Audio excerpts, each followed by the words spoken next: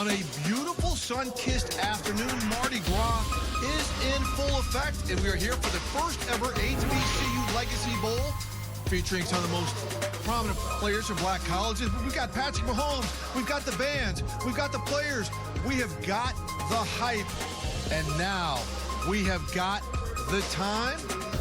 I am Steve White, your host, here with Charles Davis. And Charles, you cover a lot of these collegiate all-star games every year, but this is a little different.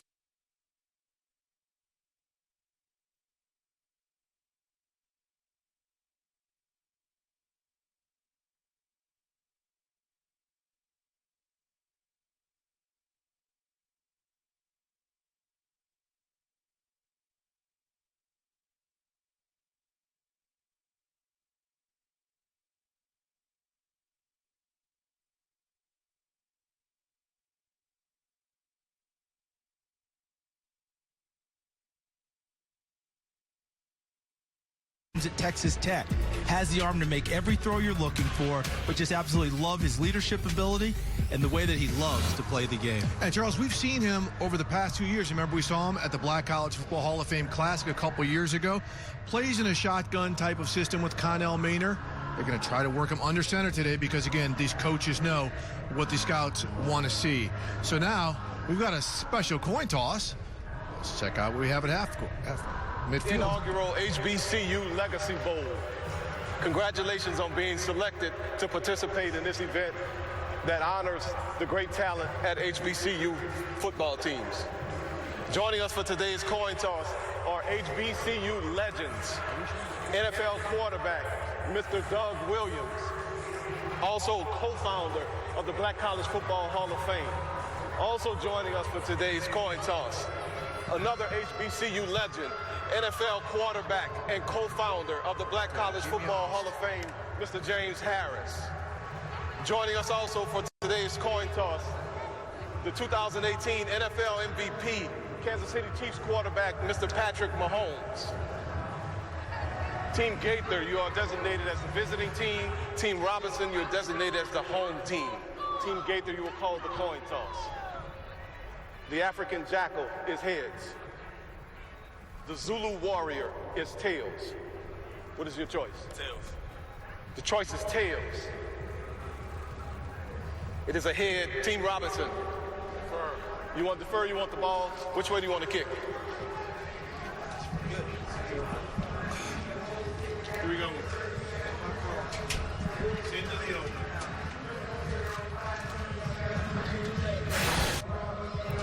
All right, and there you see Patrick Mahomes with the organizer of the game, Kevin Kaplan.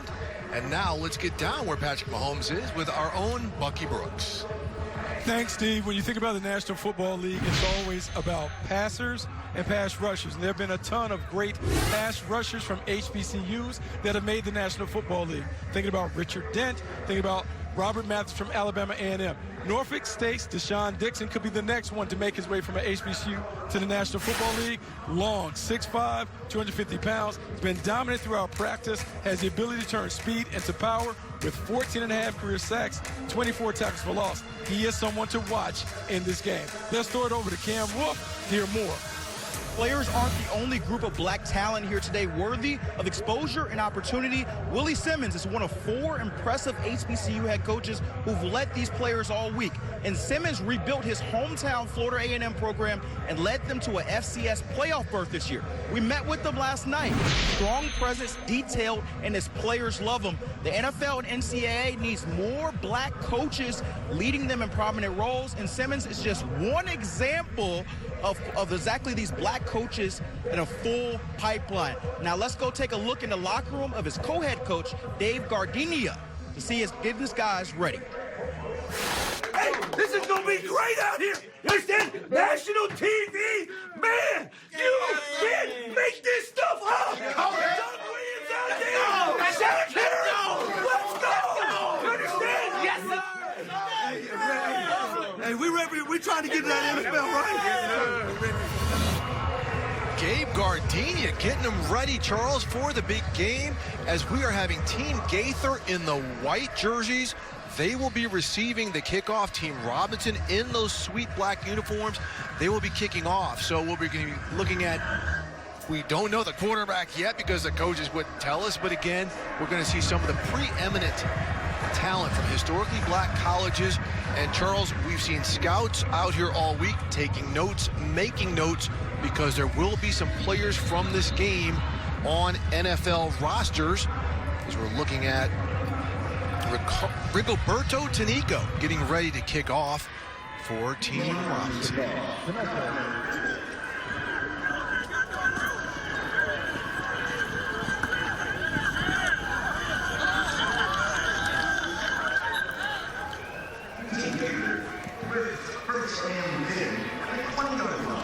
They got just past the 20, Steve, as they get started. It looked like Marquise McLean out of Southern brought back the first kickoff of the ball game, and we won't see many of them, right? We'll see, what, one for each half? And the rest of the ball game, when they start possessions, they'll put the ball on the 25-yard line for each team. And Charles, Marquise McLean is an interesting player to look at. He is an Auburn transfer, a wide receiver, but we may see him some at tight end as well. Some of the scouts told the coaches they wanted to look at him at kind of the interior. And Jeremy Hickbottom from Tennessee State, a former Grambling starter, is now the starting quarterback here. He has the quick pass out. So Jeremy Hickbottom, but Trey Gross with the first catch on the quick pass. Charles, tell us a little bit about Gross, because he's been one of the stars of the week. Yeah, and I'll get to him in just a second. Hickbottom, you mentioned, he's a Tennessee State player coming from the Tennessee State Tigers, but he's a Grambling Tiger prior to that. And actually, it was very interesting. Led Grambling in rushing twice as a quarterback there. Goes to Tennessee State. His first game as a Tennessee State Tiger against his former squad, Grambling, in the season opener in Canton, Ohio. Here he is now directing his Team Gaither here at the HBCU Legacy Bowl. Yep, we saw running back Khalil Watkins lined up next to him. Again, the attempt to Marquise McLean. Again, he is going to be a featured player in the system. Scouts are really talking about him. They're very excited about him. And there's McLean. You see the size on him. He's listed as 210, but he is clearly bigger than that, Charles. He's got a little bit more girth on that body. He certainly is. And Steve, you talked about the possibility of him moving inside the tight end. Bucky Brooks, our ace scout and terrific colleague, a guy like Marquise McLean, 210, 220 pounds, not just tight end, but more like a big slot, right, Buck? Yeah, big slot. We're seeing, Steve, more and more of these guys have success in the National Football League, where teams are putting big guys inside, not only because they can have the advantage over the little nickel corners, but they can block and dig those guys out as well. We saw Hickbottom on the carry there, the RPO. They're playing out of a lot of shotgun. The coaches have told us most of these players are used to playing from the shotgun. We're going to make sure to get them under center as well. There's Hickbottom with the keeper, and Keontae Hampton. Ooh, bringing the thump. There's another player we need to look out for. He played for Deion Sanders at Jackson State. His coach before the game, Charles, for saying he's a guy who really, they wanted to see him now with full pads on, put some of that thump on these players in the game. He's a real deal. He's a 2019 Southwestern Athletic Conference Defensive Player of the Year and a two-time first-team HBCU All-American. All right, third down, about 5 yards to go here. Crossing route to McLean. He breaks a big hit, didn't get wrapped up. And again, this is something we are looking for, a big slot wide receiver. Bucky, as we look at this, what do you see out of this type of a receiver with that type of size? Takes the first hit, keeps moving. You know, Personal foul. Charles and Steve, one of the things that we've seen in the National Football League, it's harder and harder to get these wide receivers down. You see guys like Debo Sanders who have a little growth to them. It's challenging for these defensive backs to get them down. We saw that McLean breaking tackles, being able to get yards. It is very important, yards have to catch when it comes to evaluating wide receiver. Yeah, we had a flag on the play. Didn't quite hear what the penalty was, but they're moving it up to the 39-yard line. Roughing the passer big one. Was the call. Yeah, it's a big one. Hickbottom with the completion. That's a really nice catch by McLean because the ball was on the backside of his shoulder, and he caught it and brought it in. And here's the roughing the passer call. The big hit late after that, coming right down the middle and knocking over Hickbottom.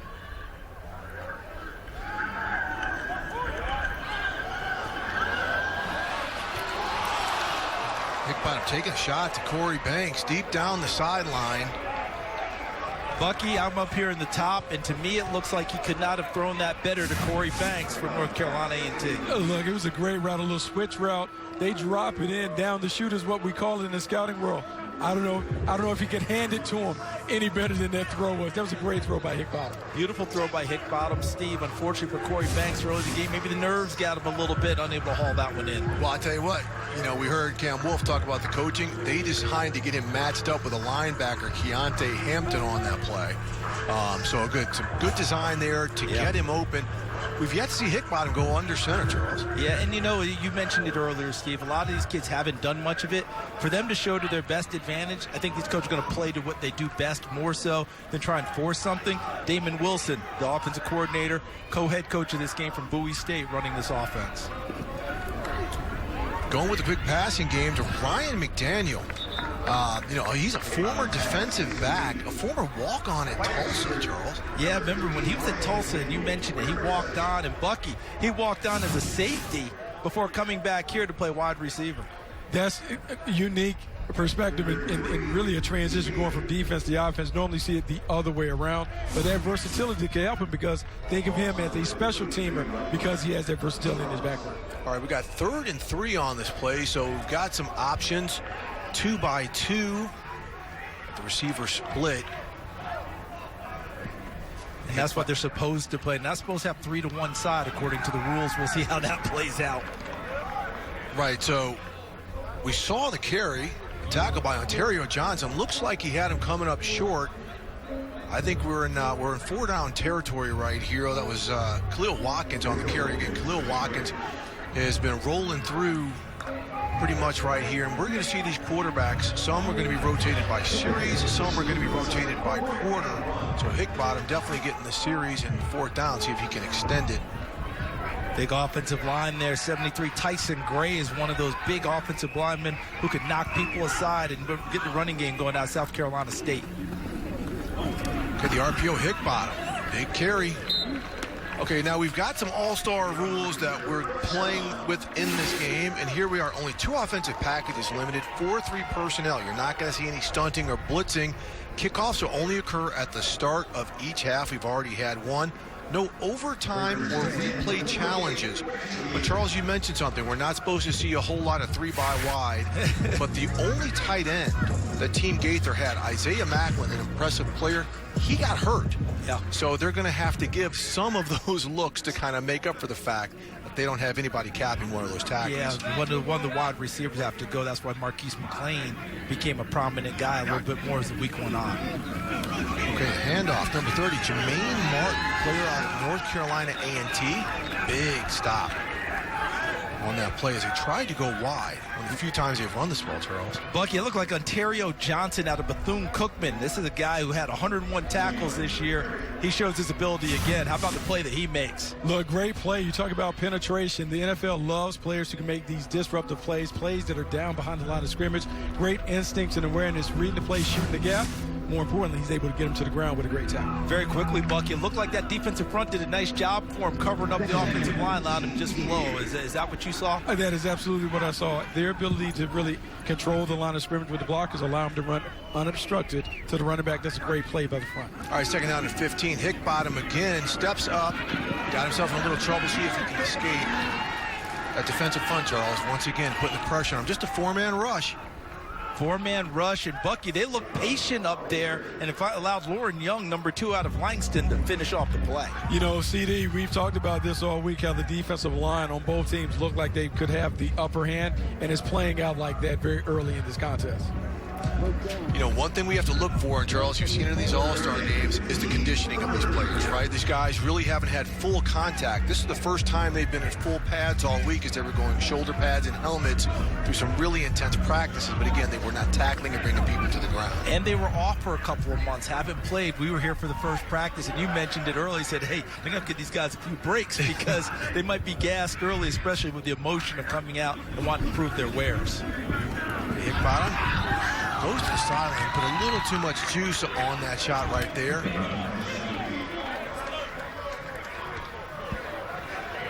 Haven't seen high and wide on him as he was trying to get that little out route to the outside on the formation there. Was that Trey Gross he was trying to hit? No, that was not Trey Gross. It's number 9.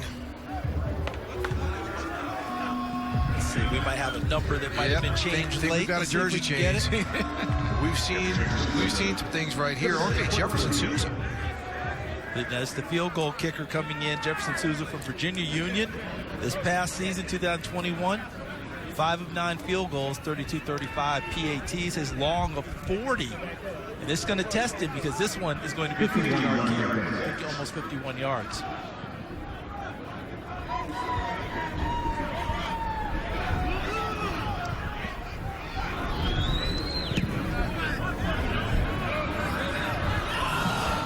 Had a leg, but it was wide left. Team Gaither fails to score. When we come back after the break, we are going to be joined by Chiefs quarterback Patrick Mahomes. HBCU Legacy Bowl is brought to you by Coors Light. Never drink and drive. And remember, 21 means 21. Celebrate responsibly. Coors Brewing Company, Golden, Colorado. All right, we are scoreless here after Team Gaither misses a field goal, a 50-yard attempt on its first possession. Now Team Robinson getting ready to take offense. And we are now joined with our special guest, Patrick Mahomes of the Kansas City Chiefs. Patrick, welcome here to Yulman Stadium. I appreciate y'all having me. Hey, man, you are here because you've been an ambassador and a big supporter of this game. What about your getting involved in this? Yeah, it was a no-brainer for me whenever I got the opportunity through my foundation to help sponsor this game. I mean, I know a lot of players that have been at HBCUs and haven't got the opportunities that I got coming out of college. So I wanted to make sure that we shine a light on these guys because there are a bunch of these guys that can play in the league. Hey, Patrick, any of that background any of that in your background in terms of parents, relatives, anyone else who are HBCU participants, went to school there, anything like that helped send you in this direction? Yeah, I mean, I grew up in Tyler, Texas, which isn't too far from a couple of the HBCUs down there in Louisiana. And so for me, I have a buddy who I played with in college named Jonathan Giles, who's actually coming out now out of Texas Southern, and I know the talent that he has. And so just to have the opportunity like today to showcase that talent on a national stage, I think will help a ton. So one of the players that we've been talking about is quarterback Aquil Glass. You just saw him uncork one there on the sidelines. It was incomplete, but it looked like it was close. You see the size on him. You were down on the field.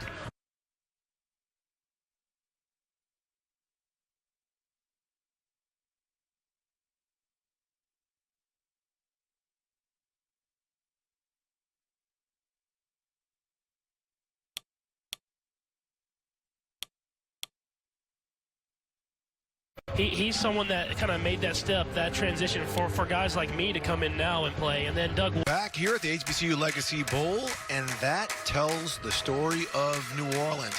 And we're going to tell you the story of why these teams are named the way they are. Team Gaither, wearing the white jerseys, are named after Jake Gaither, the legendary Florida A&M head coach.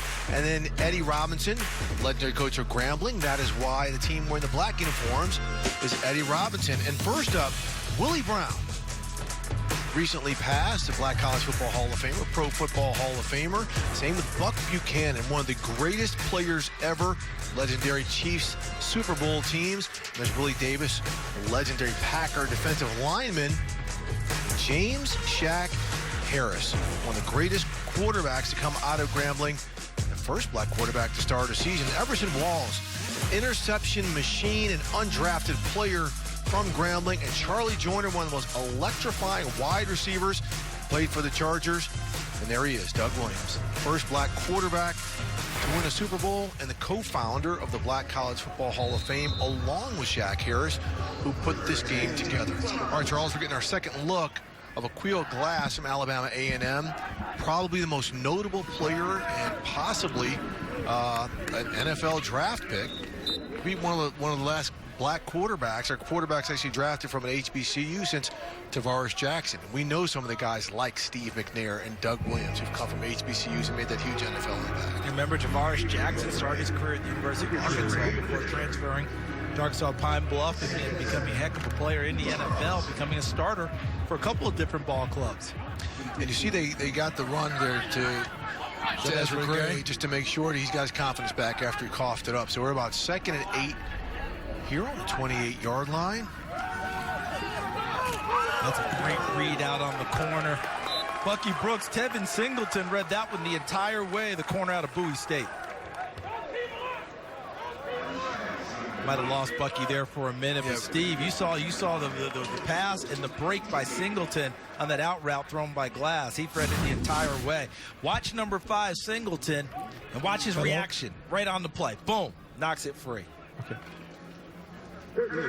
Right now, we know coverage-wise, you know, they're supposed to be playing cover 3 or cover 1, no cover 2 stuff. They want these offenses to be able to make some explosive plays, catch and run, or big pass plays. So when you say cover 1, cover 3, there's always a safety right there where I circled in the middle of the field, what they call single high safety. Oh, Glass with a throw to Trey Harrell. What a big catch in traffic. The Delaware State product. And Charles, again, he has been one of the standouts all week. A big-bodied wide receiver. Hey, Bucky, Timeout on the field. they're supposed to be running 2-by-2. That was 3-by-1, so they got away with one. But how about the catch and the run out by Harrell? Great run by Harold, great throw and catch. And this is the thing, we get in these All-Star games, you know anything goes, Charles. And so we saw a little 3-by-1. It was advantageous for the offense, but a great throw and catch, great connection. And guys, real quick, we're going to go to break real quick. That might not have been Harrell. That could have been tight end Taryn Mallard on that catch. We'll be back after the break. Welcome back to the HBCU Legacy Bowl, where we're scoreless here in the 4th quarter. You're looking at wide receiver Josh Wilkes, who got hurt right here, Charles, the mesh point on that cross. Yeah, on the crossing route, he ended up colliding with a defender from Team Gaither, and that caused the injury. Good thing is we see him up, moving around. Hopefully we'll see him back on the field before long, but what a terrific catch. Charles, what are you seeing right now with Aquil Glass? Well, even before I get to Glass, number 3 who caught it, remember I announced it as Trey Harrell? It was Taryn Mallard. That is a tight end who's wearing number 3. Harrell got hurt earlier this week. Right. We saw Glass go under center for the first time, and that didn't work out so well as Rafiq Abdul-Wahid out of Chowan just blew past the center. No shot. Absolutely. Did you see him just go right through there? I mean, just got off the ball. Looked like Danny Garza, number 70, in at center for Team Robinson. And Rafiq Abdul-Wahid quicker off the football and into the offensive backfield. Garza, number 70 from Prairie View. Okay, 2nd and 15. Glass back in the shotgun.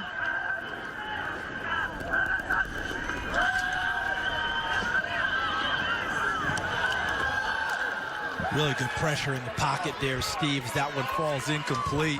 There are about 4 black shirts back there trying to block. And you see the guy who got back there and got up, you saw him, number 90. Number 90, Deshaun Dixon.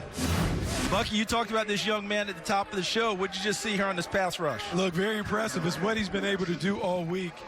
When you watched him practice, his ability to turn speed into power, there we saw the athleticism and the length.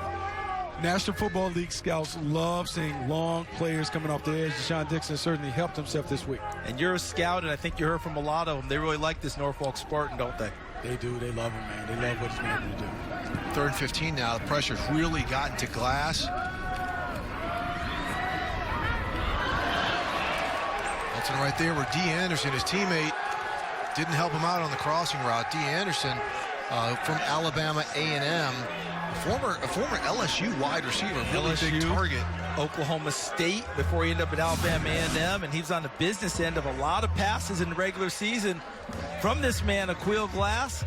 Bucky, I think he took a peek, and he saw number 7, Elvin De La Rosa, right in front of him. And he absolutely saw the safety beat down on him. But going back to Glass, when you grade this tape, you grade, because all scouts will grade the tape, they will give him a plus on that because it was a great throw. He anticipated, threw him into an open window. It's unfortunate that D. Anderson wasn't able to come up with the catch. Steve, I love what Bucky just said there, the anticipation. He knew where the ball was supposed to go, got it there. Anderson just didn't haul it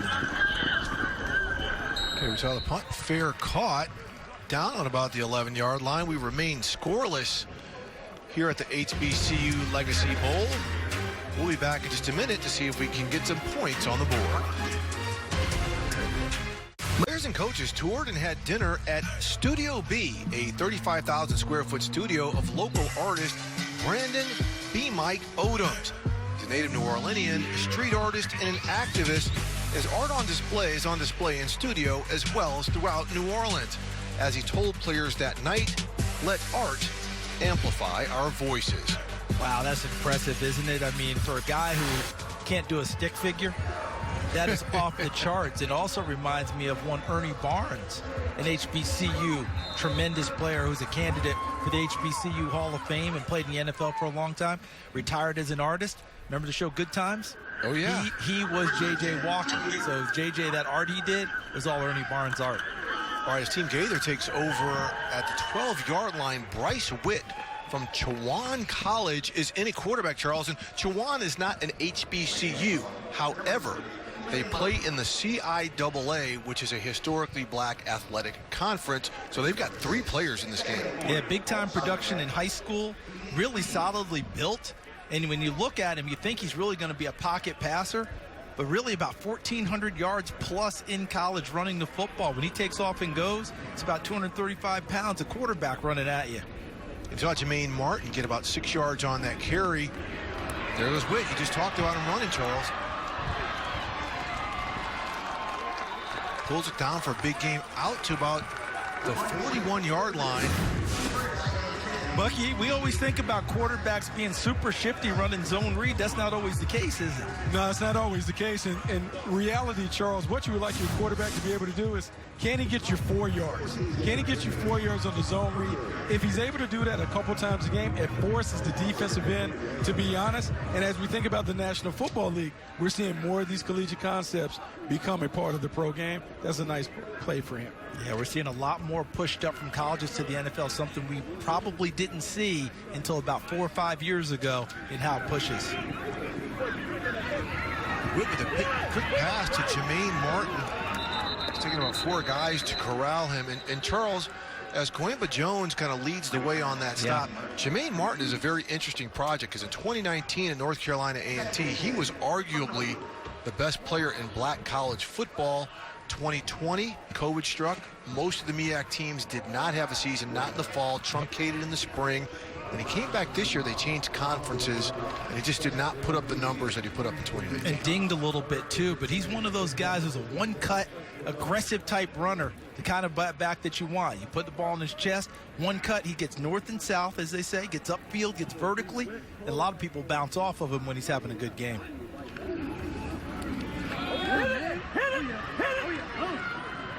All right, that was the handoff to Martin as we saw him try to stretch it. Just a few minutes ago, we saw some of the greats that came through Eddie Robinson and Grambling. Now let's look at some of the players that played for Jake Gaither at Florida A&M. And Bullet Bob Hayes, one of the fastest players at A&M and the NFL. He was a 100-meter champion. And Ken Riley, who was a great quarterback at FAMU, switched to defensive back with a great career with the Cincinnati Bengals. And again, this is why these teams are named what they are, after some of the legendary coaches who put a lot of great players into the NFL. Paved the way for so many of us, even for guys like you and me, even though we're not players, Steve, up here having an opportunity to do this game. 100%. And now we're seeing Martin. They're going real run heavy, showcasing Jermaine Martin. He gets the first down off the handoff from Witt.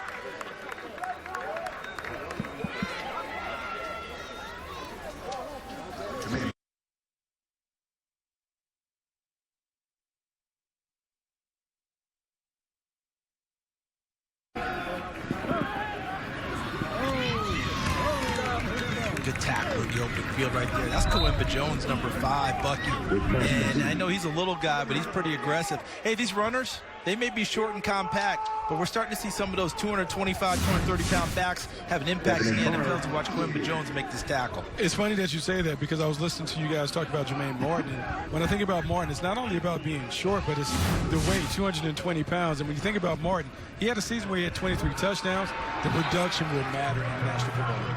Nice sack there, Steve. Looked like Lauren Young, number 2, made the play, but there's a flag on the play. It might be a face mask as he got him in the pocket. We'll see. He was in there quick. Face mask or maybe a horse collar. We'll see.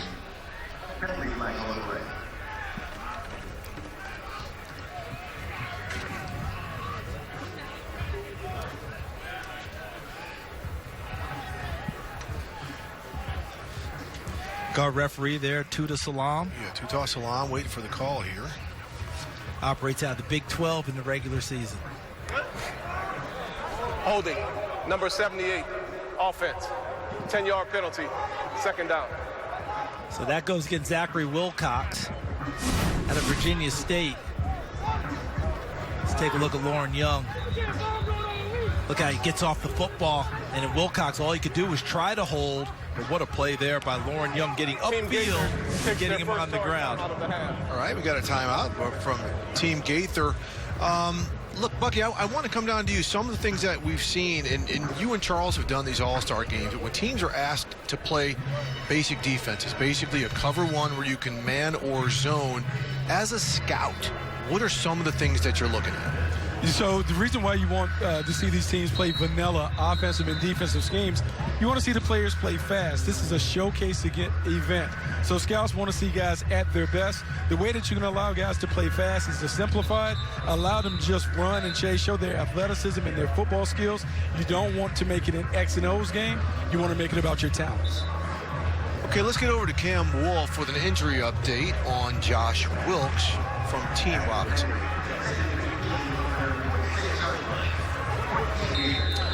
All right, looks like we lost Cam right now, but we saw Wilkes go out earlier with a collision on a pass across the middle. As we take it back, Team Gaither 2nd and 15 after that penalty.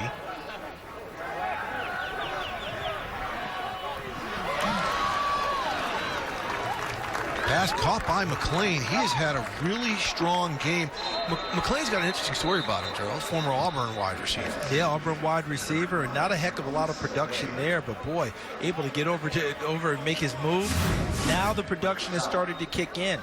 Watch the catch, going across. Big hit, big tackle there from Team Robinson, and the young man came up just a little bit wobbly after the tackle. Looks like Jalen Thigpen who made the tackle there on the play. He's going to the bench, get some attention from Arkansas Pine Bluff.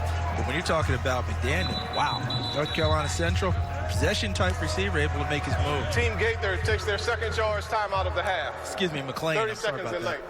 Yeah, Marquise McLean coming from Auburn, getting it done. Yeah, and one thing we're seeing right now is just some of the personnel changes coming in because injuries, and these teams don't have a lot of depth, especially at that position. Okay, last week, the Madden HBCU NFL 22 finals were held in Los Angeles, featuring the top 16 Madden players from historically black colleges and universities. The two finalists, Eric, that guy DJ Minor from Claflin University in South Carolina, faced off against Virginia Union's Rodney Rocco Tough McKay. Their first stop was a sit-down with former Super Bowl champion Michael Robinson, and it didn't stop there. There were guests of a once-in-a-lifetime NFL Experience-ship. A week of job shadowing, volunteering with Troy Vincent's foundation, conversations with NFL senior leadership, and attending Super Bowl 56 as part of the league's ongoing commitment to diversity and inclusion. Oh, and as for the Madden tournament, Eric, that guy, DJ Minor, he took home the title for the second year in a row. The finals can be viewed on NFL YouTube with interviews with Shannon Sharp, Eddie George, and Carl Banks. And you know what, Charles? I'm not messing with Eric, that guy DJ, when it comes to gaming, because he's taken it twice in a row. Yeah, back-to-back champs. If you wanted to call the first one a fluke, you found out differently the second time around. Just leave that man alone. I guess what we should say is leave that guy alone. Leave that guy alone. Okay, last play of the quarter here.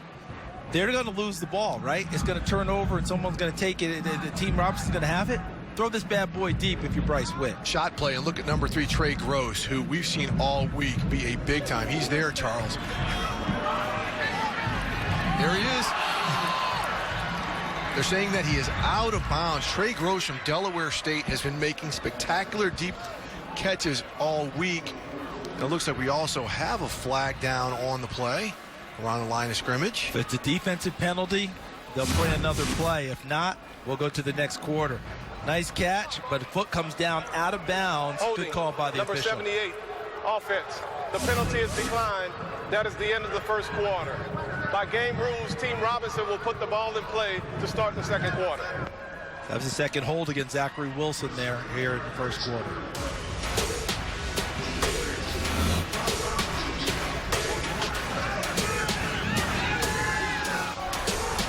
Okay, we'll be back after the break with a score 0-0 coming into the second quarter.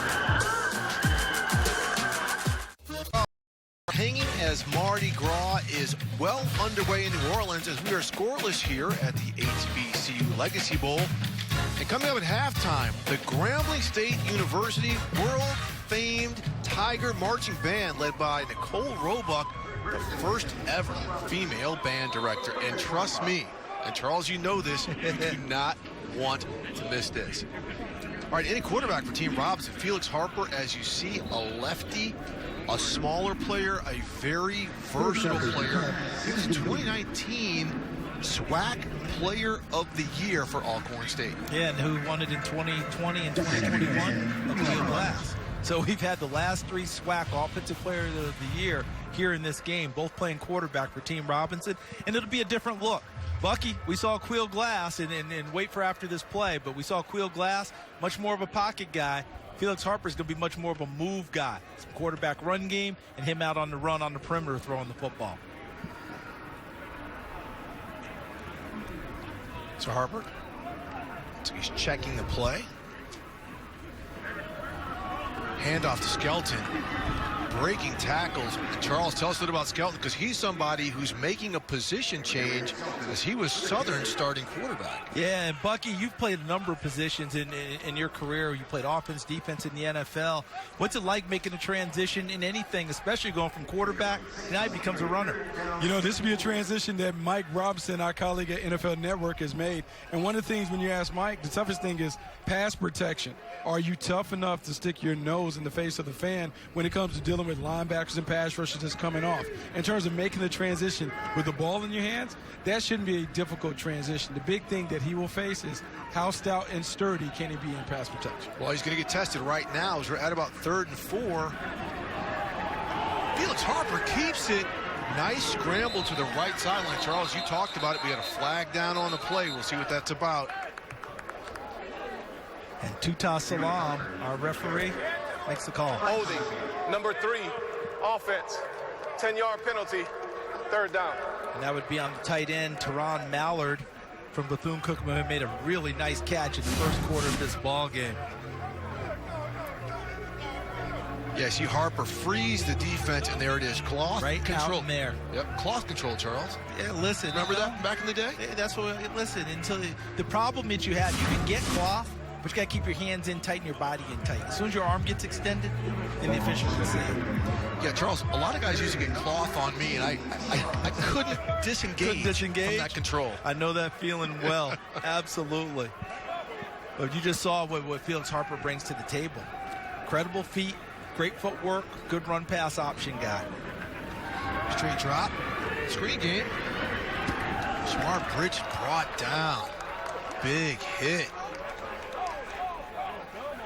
Bucky, you seeing Shamar Bridges, number 17 on that one from Fort Valley State, D.E. Anderson, Alabama A&M. These big body wide receivers are starting to come into play. They are beginning to come into play, and it's part of a trend that we've seen in the league. When you have these big wide receivers that can not only post up over the middle field down in the red zone, but they have the ability to break tackles. So much of the game is playing in space. You want to put defensive backs in a bind by having big guys that are tough to bring down. And you saw Norfolk State's other D lineman, Chris Myers, really drop and hustle to make that big hit. Now we've got punter Jonathan Boer. To pick it up. Oh, Bucky, pick it up. Signal for the fair catch. Signal for the fair catch, Charles. Reason I'm saying that is we're giving up yardage all the time when you let that ball hit and roll. All right, we'll be back after the break. We are still scoreless here. HBCU Legacy Bowl. Welcome back to the first HBCU Legacy Bowl here with Saints All-Pro left tackle Teron Armstead. An HBCU grad, what is it like seeing this opportunity for the kids? I think it's amazing. It's amazing to see these guys get a chance to display their talents and their abilities. This platform, it's been great, man. They've been taking care of these guys. You know, red carpet event really all week. So it's amazing just to see these guys get a chance to really show what they got.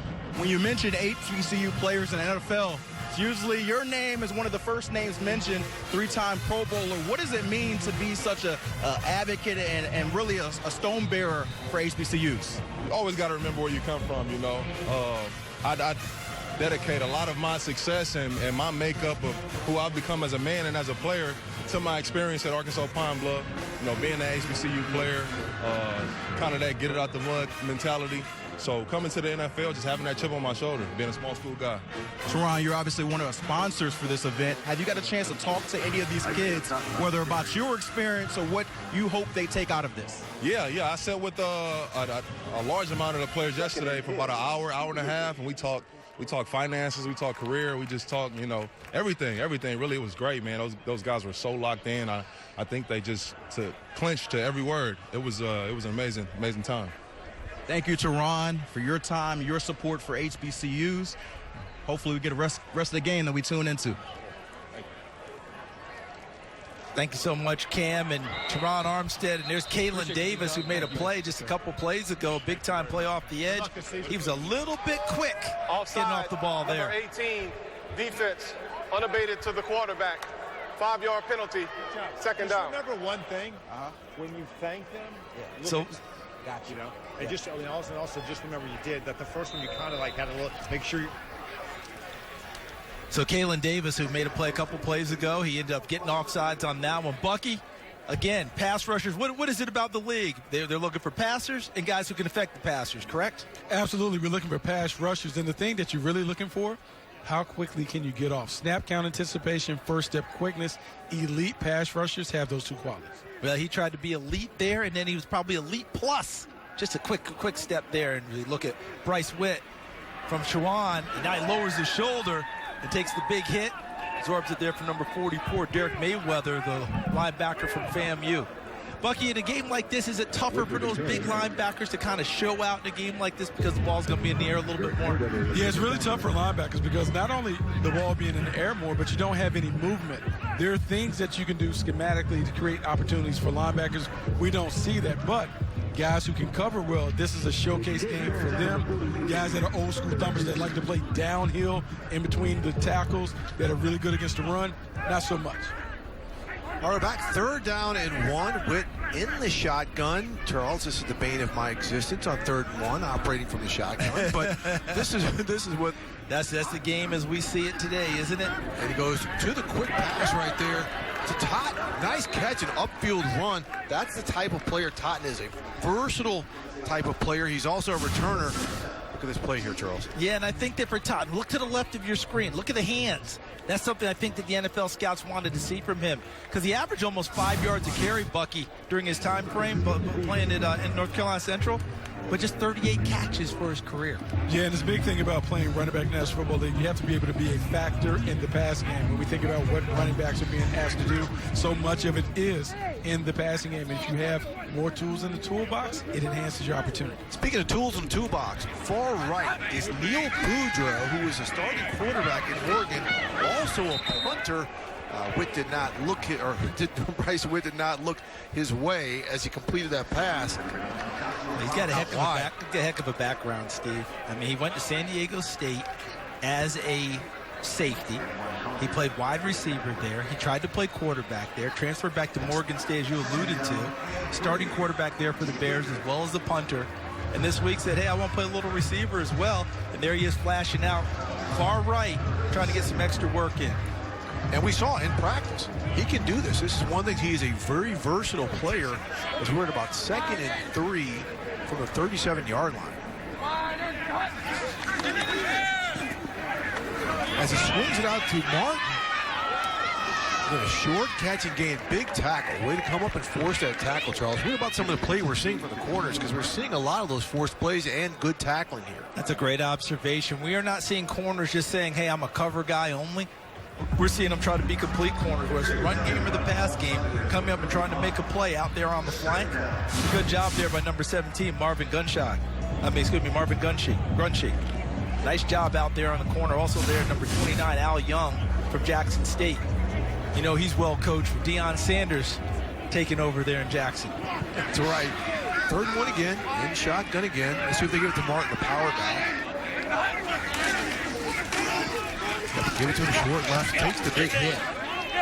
Continues to move the chains. Team Gaither here now got a nice drive going. They're really mixing in the run and the pass, Charles. They certainly are. And Bucky, what I've seen from these last 2 plays, I saw Witt take the check down to Jermaine Martin. Martin did a nice job making it 3rd and short.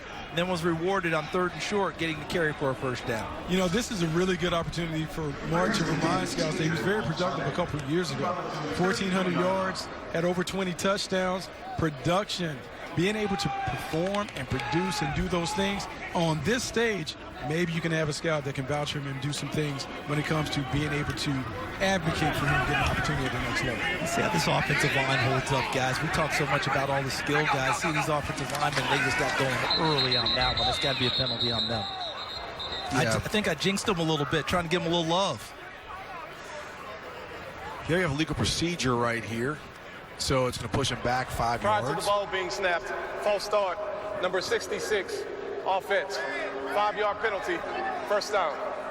And as we know, guys, getting a penalty like that can really disrupt a rhythm. This team was in a really nice flow. And that's something that could disrupt it as we're seeing McClain come back onto the field.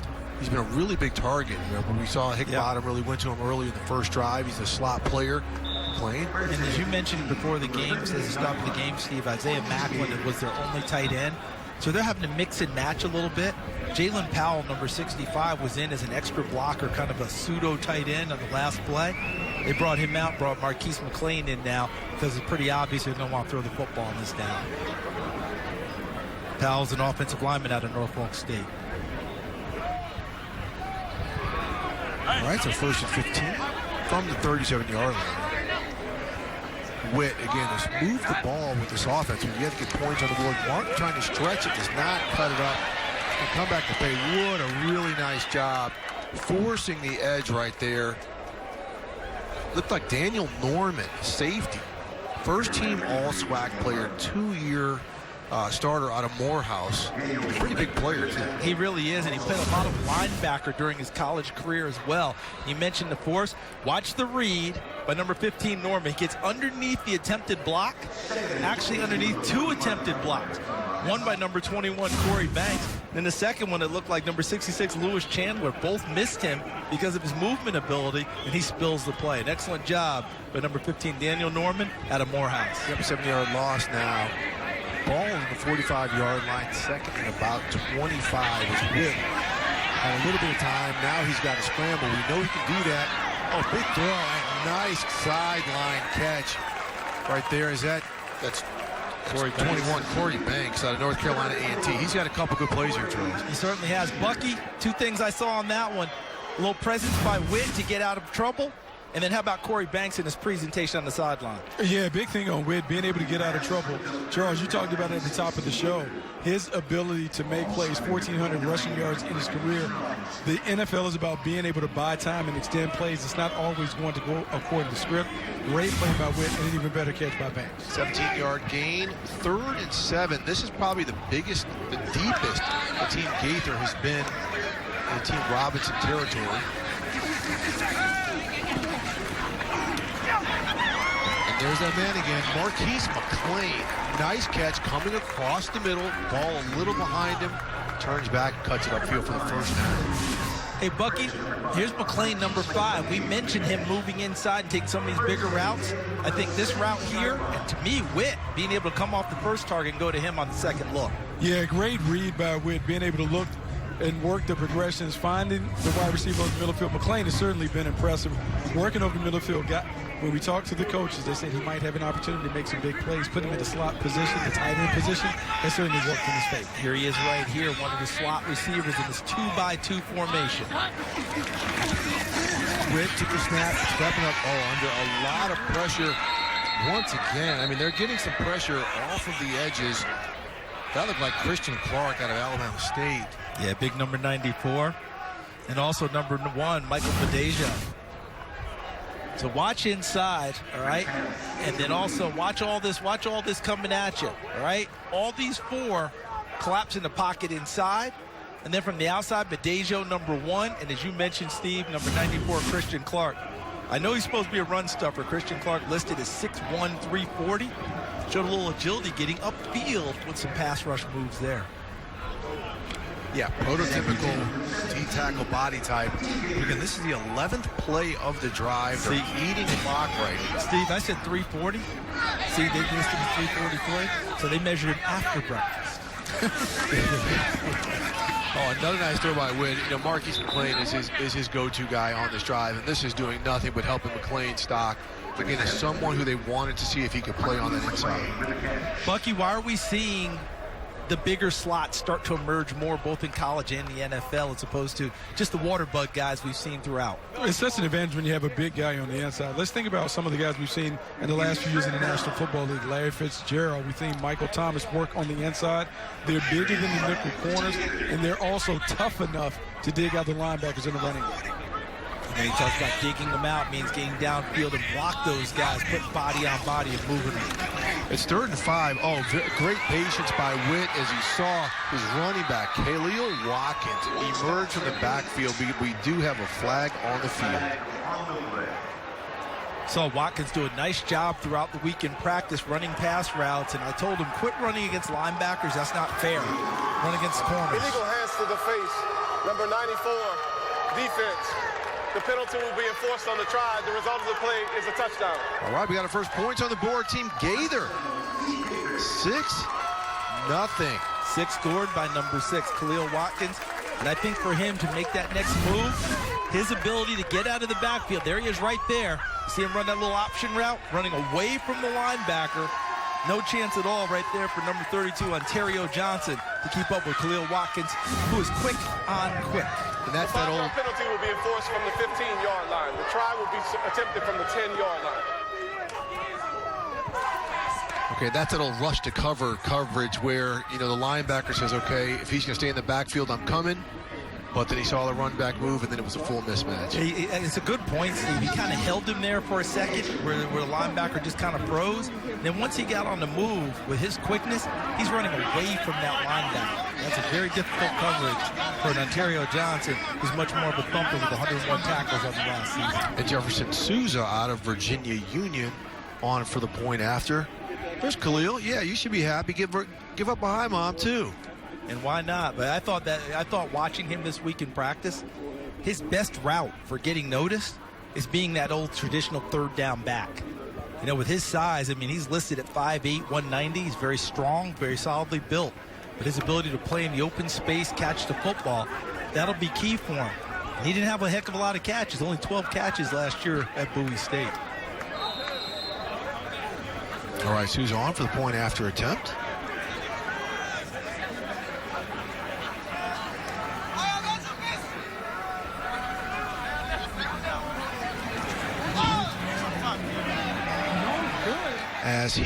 As he misses wide right, 6-0. And again, Charles, the rules in play. We will not have a kickoff after this, as Team Robinson will take over on its 25. But we've got points on the board.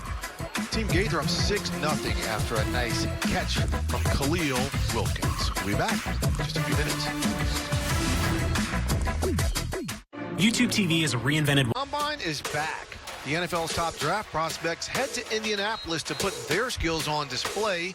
The 2022 NFL Scouting Combine, March 3rd through March 6th on NFL Network.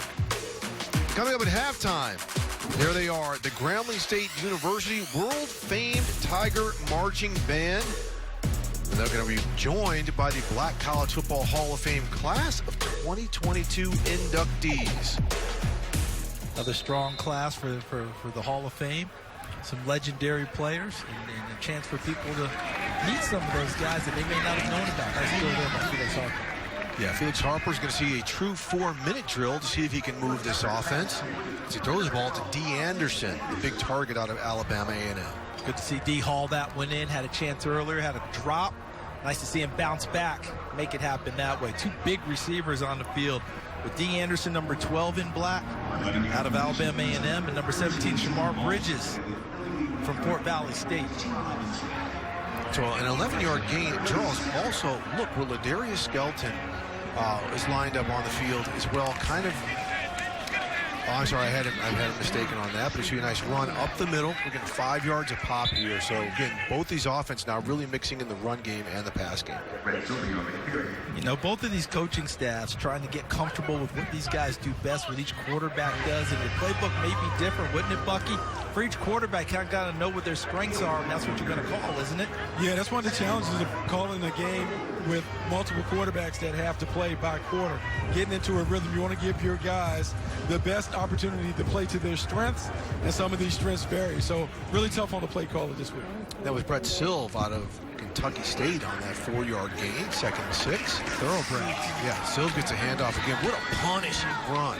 He's low to the grounding, and we're seeing some of these shorter running backs. Man, he finished that run, Charles. I love that one. And Bucky, isn't that an example about what a Ladarius Skelton will have to learn going forward? Because as a quarterback, it's a little bit different running style, isn't it, than it is when you have to go between the tackles and drop shoulders? Yeah, that's one of the things that he'll have to adjust to, because when you're running the football as a quarterback, there are easy ways to kind of avoid those big hits. You go out of bounds, you slide. But as a running back, he has to hit it up in there. He has to learn how to take a different kind of contact, more violent when you're a running back. Okay, 3rd and 1, Harper going under center.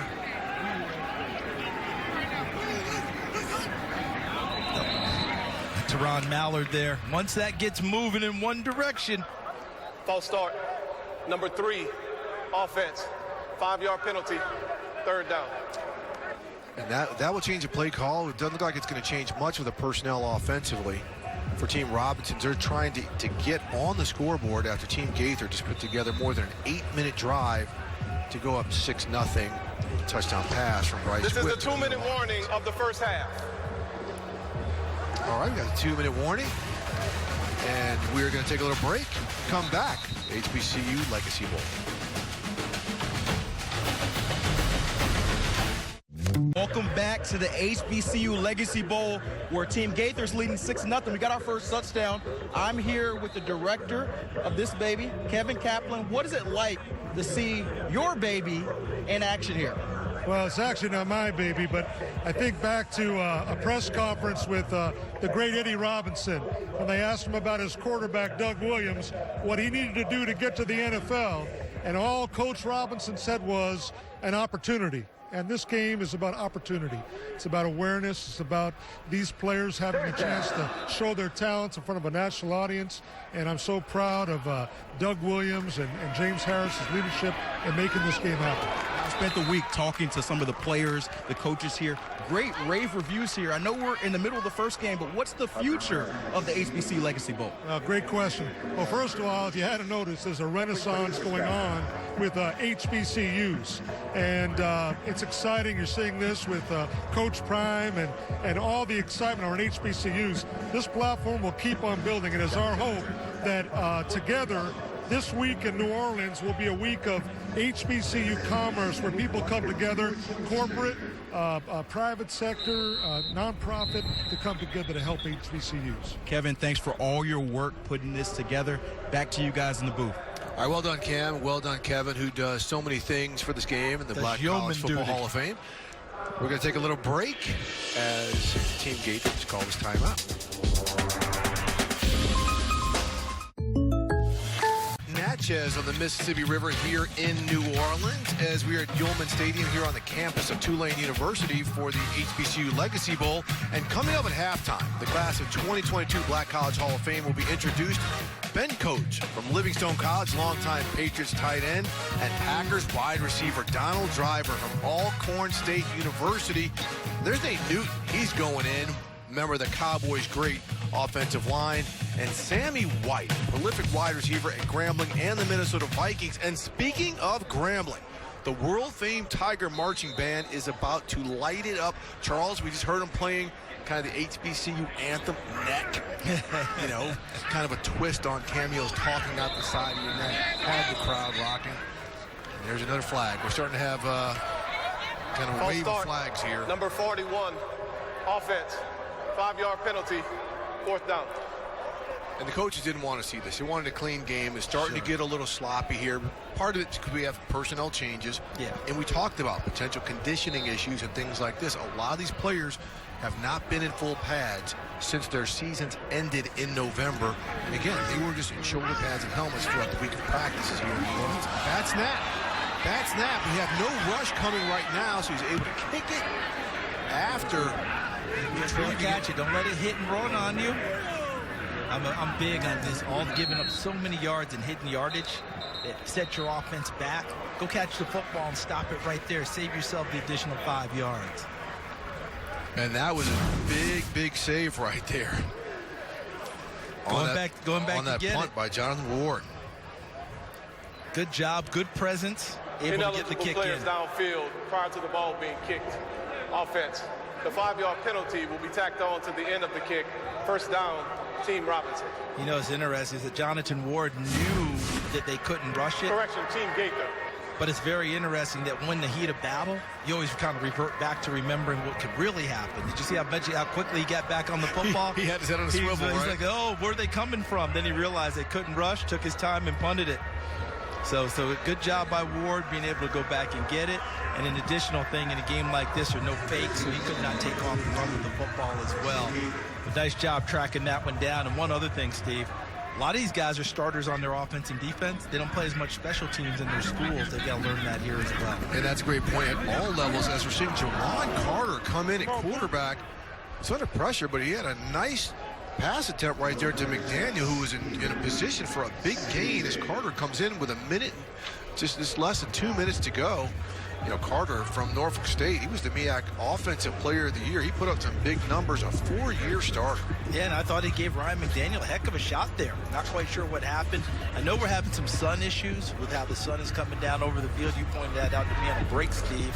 So maybe he didn't quite catch it off of his hand. Wasn't coming. The sun's not shining in McDaniel's face there. I was giving it a try, Steve. I was trying. Back out of shotgun. See the chains moving right there. Nice catch in traffic. Really good coverage. As that was Marquise McLean right here. He is racking up the catches right here. He's putting some good stuff on tape. Yeah, coming across the middle too. Doesn't mind going into the briar patch. Watch him coming into the middle of your frame. There's a tackle initially. A good second pop there by Jawan Taylor, number 2 from Alcorn State. Yeah, 5-yard gain. Nice pass breakup. It's Carter. Lets it go. Here comes your guy, Neil. Here comes your guy, Neil Boudreau.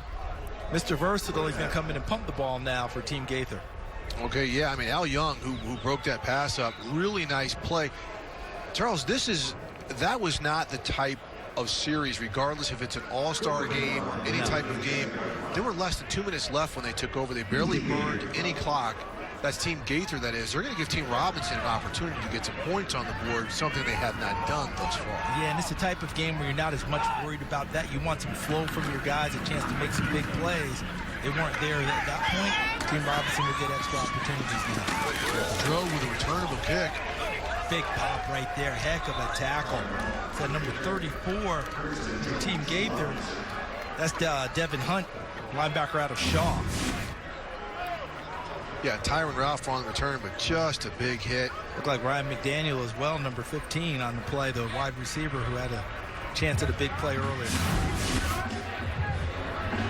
All right, 1 minute left as we see if Team Robinson can make some big plays to try to get on the board, even if they can get it to field goal range after that 42-yard punt. Felix Harper's going to finish the half. You know, as we heard head coach we heard the head coaches say they're going to rotate these quarterbacks, some by quarter, some by series. They're giving Harper a chance to finish this one out here. Drops back under a lot of pressure. Well, the lefty delivers a nice pass. Looks like it's caught by Tyron Ralph, who was also, was that Ralph on the kick? It was Tyron Ralph, exactly. Number 7 out of Arkansas Pine Bluff, and he did a nice job because he's running upfield, realized his quarterback was in trouble, came back and put himself in his line of sight, and Harper finds him downfield for a nice gain. Yeah, 15-yard gain for the New Orleanian as Felix Harper spikes it to stop the clock. How about the movement skills by Felix Harper? Look at him go up into the pocket. He climbs it a little bit. Then he exits. Nice job finding Tyron Ralph.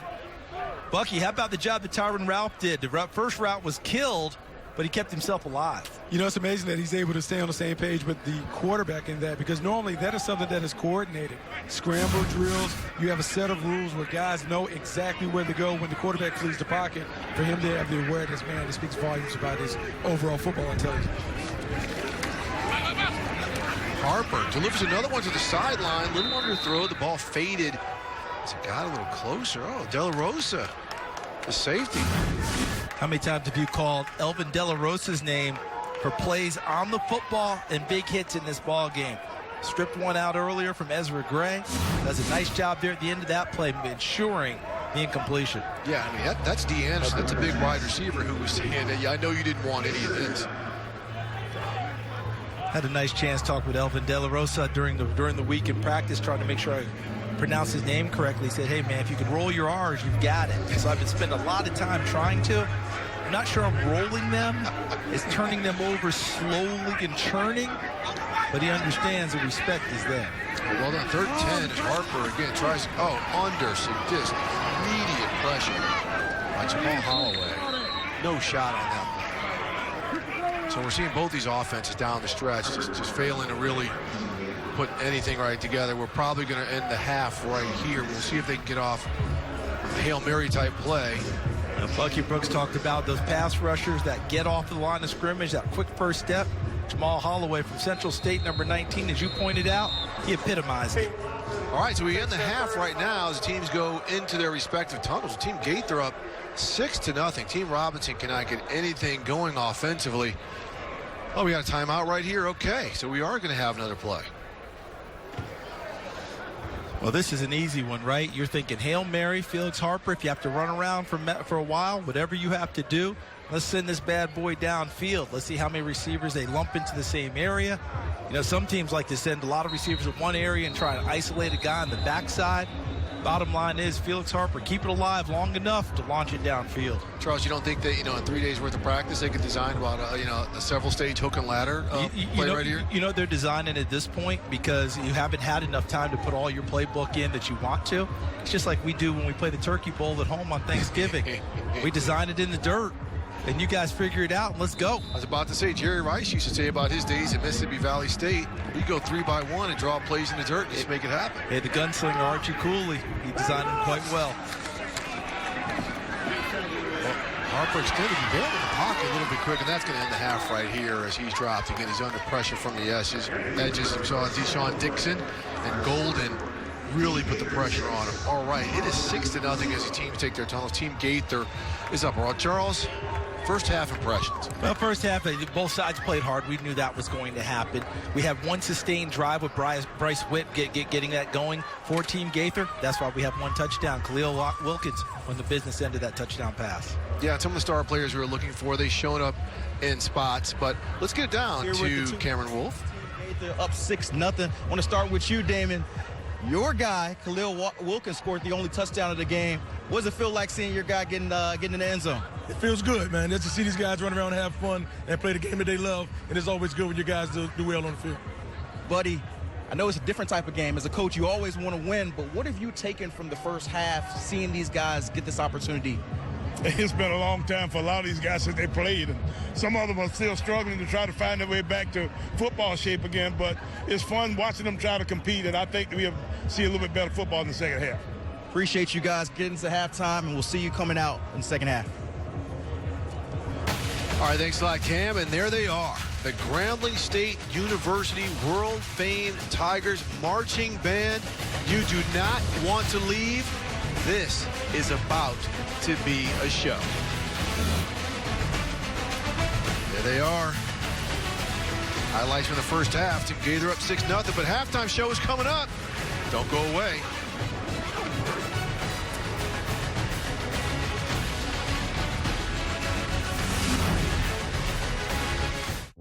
Welcome back to the first ever HBCU Legacy Bowl. It's halftime with Team Gaither leading Team Robinson 6-0. But you know we can't have an HBCU showcase without the bands, baby. So turn up your volume because it's time for the world-famed Grambling State Tiger Marching Band.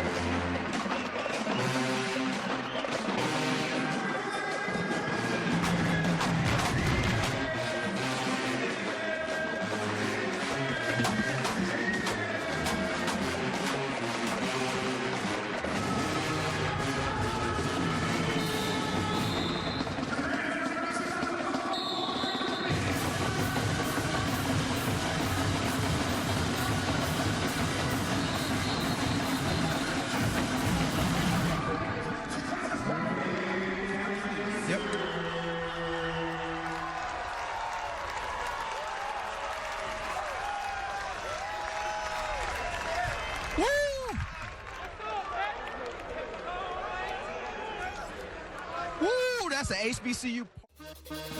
Send it to Gary Crane.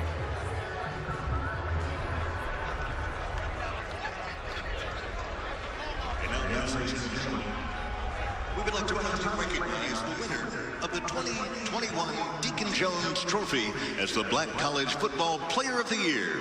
From Alabama A&M and playing here today in the HBCU Legacy Bowl. Congratulations to quarterback Akil Glass.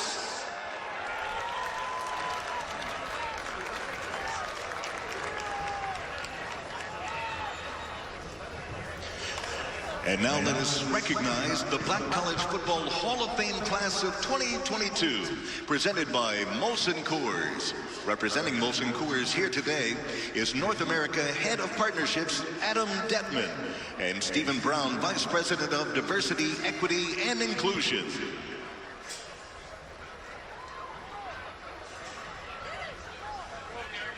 First, a tight end who spent 10 seasons in the NFL with the New England Patriots and Baltimore Ravens, and winner of Super Bowl 35 from Livingstone College, Ben Coates.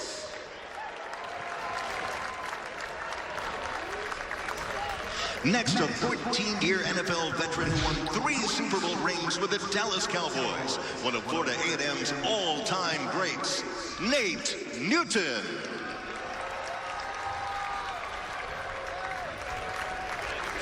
And finally, one of the 50 greatest Minnesota Vikings of all time, who spent 10 seasons in the NFL, a wide receiver from Grambling State University, Mr. Sammy White.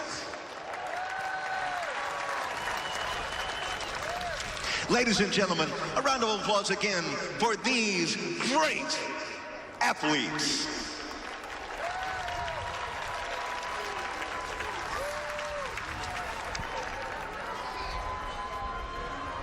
Okay, let's look at the class of 2022. John Big Train Moody, Sammy White, Donald Driver, the wide receiver for the Packers out of Alcorn, Ben Coates, Nate Newton, William Billy Nix, and in the contributor category, a dear friend of mine and Charles's, the late Roscoe Nance, who attended Tuskegee, a great journalist, someone who really showed me the way. So there's your 2022 Black College Football Hall of Fame class. And now let's take it down to the field with our Cameron Wolf. Gabe, first half 6-0. Defense is playing well, but what can you take into the second half to have a better performance? Well, I think we just got to get off the field on third down. They've sustained a couple drives there and, got a back matched up on a backer, so good matchup for them, But, hey, that's an all-star game, right? Sometimes that happens. And we're just proud of the way our guys are playing. They're playing hard. Willie, for you, I know you want more points than 0 on the board, but it's an opportunity to showcase these players and their opportunity to go in the next level. Akil Glass is your starter. Is he the guy who you're going to expect going into the fourth quarter? Well, we'll play it by ear. Quill had a really good first half. We didn't help him out. Had some drops. Had a fumble there early after a big run. So got to clean up some things on the offensive side of the ball. Got some some plays out there left open for us. So just settle down. Some of these guys haven't played football in 2 months, so they got those first half jitters out. So hopefully we'll play a better second half, and we'll see what the Quill can do probably later on in the game. Thank you, Willie. Thank you, Gabe. Appreciate you guys. 30 more minutes. Let's see what you got. Back to you guys. All right, Cam, thanks a lot. Charles, we just heard the coaches there for Team Robinson saying what they need to do to kind of get the offense going right here. They got no points on the board.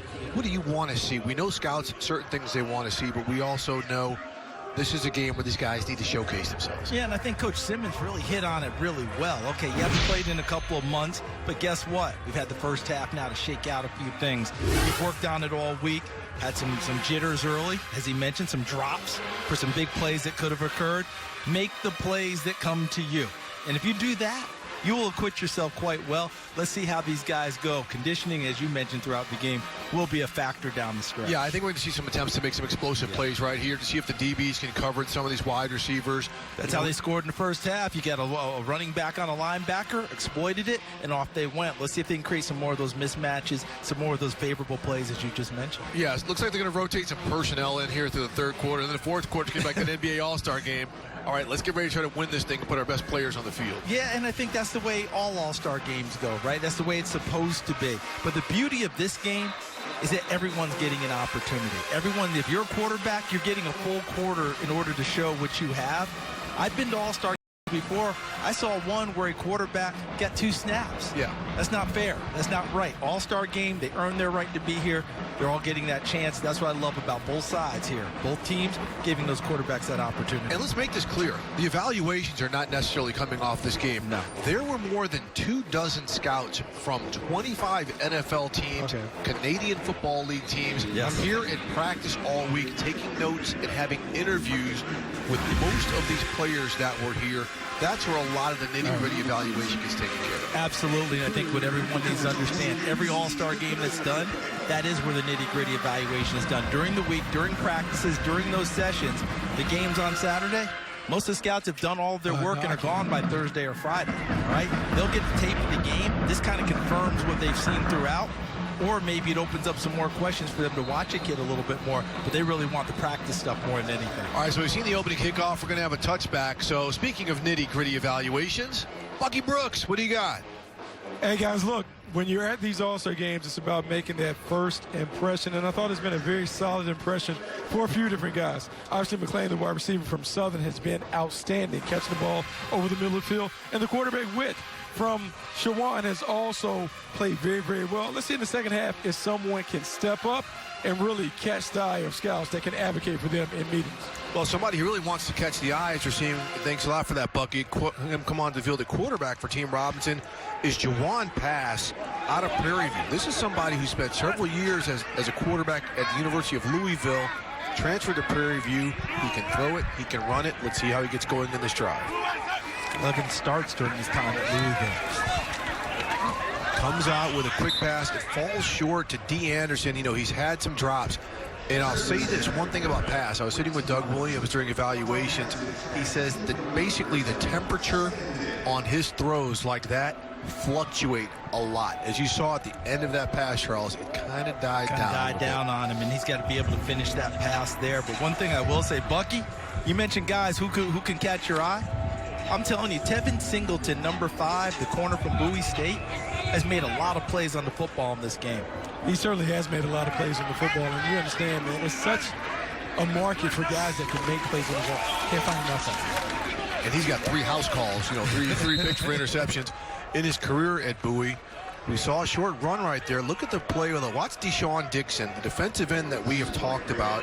If we can see a replay on this, Charles, look at the discipline that he is playing with. These are the little things that scouts look at. Look at the discipline. Number 90 in white, and when you're talking about discipline, you're talking about holding the point of attack, not getting driven out of the hole, and making sure everything's closed down so when a runner's trying to find an open spot, it wasn't there. Deshaun Dixon, known as a pass rusher, does an excellent job getting to run on that play. And we're seeing Bishop Bonnet, running back out of Florida A&M, in the backfield here with Pass. He is an explosive player, first team all SWAC. Okay, Steve, I'm just going to jump in real quick as the ball gets popped free, and they're going to let that one play out. Remember, there is no replay, so it goes as called, and it's being called a catch, a forced fumble, and a recovery for Team Gaither. And that was Javon Frazier on the recovery who picked it up. Yeah, go ahead and pose for the camera. There Might you go. As well. Very nice. You earned it. Who made that? What I'm eager to see is who made the original play on the football to pop.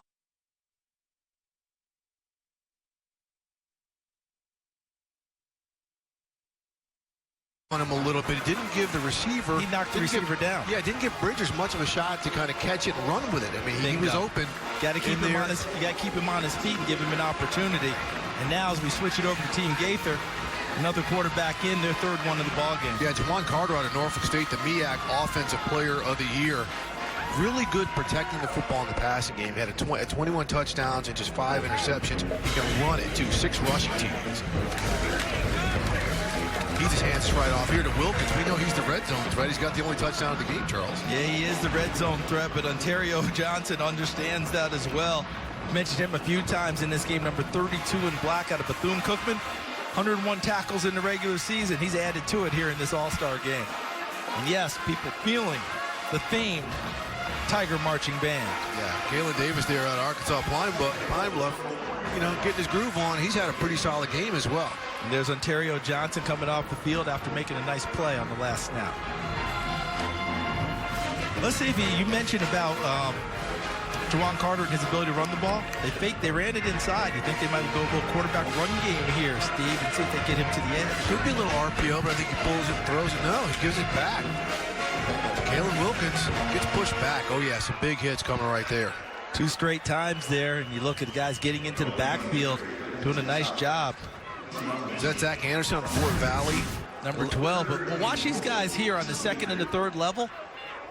They're able to get into the backfield. They read it, diagnose it, and you just mentioned it there. Zach Anderson from Fort Valley State, first guy to make contact. And Jeremiah Kane, the nose tackle out of Mississippi Valley, who has had a very strong week, was the one who really held his ground and helped clean that up. So, very solid play. 3rd down here. If you want to throw the fade ball, here's your guy, Trey Gross, out of Delaware State. And the bobble snap, there it is. You called it, Charles. Just it sailed. Carter sailed it on him. Do you kick it here? Do you kick it here? Do you want to showcase the kicker? Or do you want to showcase the offensive players? Myself, I showcase the offensive players, but in this ball game with a 60-0 lead, coaches like to win as well. They want to make it a 2-possession game. And look, part of HBCU football, since you talk about coaches, they're going to talk to one another after this game. without a doubt. Yeah, I was on the recruiting trail. It's at the coaches' conventions. Heck, it's a text with each other. Winning and losing still matters to everyone. Jefferson Zuza getting a chance now. He missed earlier from 51. His long has been 40, career long at 45. So 49. Yeah, about a 16-yard attempt, so basically an extra point. And he converts. Team Gaither going up 9-0. All right, got some more points on the board. 9-0 here at the HBCU Legacy Bowl. This is a streetcar here in New Orleans, one of the famed landmarks of this absolutely fabulous city, as we're here at Yulman Stadium on the beautiful campus of Tulane University. Did you pay your fare? Did you pay your fare? Or did you just I just hung on to the side. Did you jump on the trolley? I jumped streetcar. Oh, we're in New Orleans. We don't say medians, we say neutral ground. Listen, I'm from the Northeast, so it was a trolley because that's where the Los Angeles Dodgers got their nickname from, the Trolley Dodgers. So my bad. Yeah, you're bad for real. And I'll learn here, won't I? Charles, they take that personally here now. Yes, and hey, my bad, no offense intended.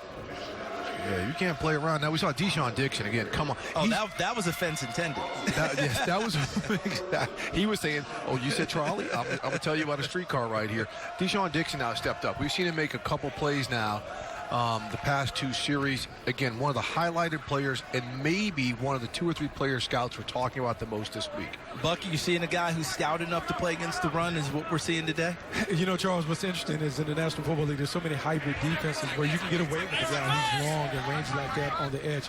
May not necessarily need to be an every down player, but the way these stand-up players on the edge are having success is certainly intriguing.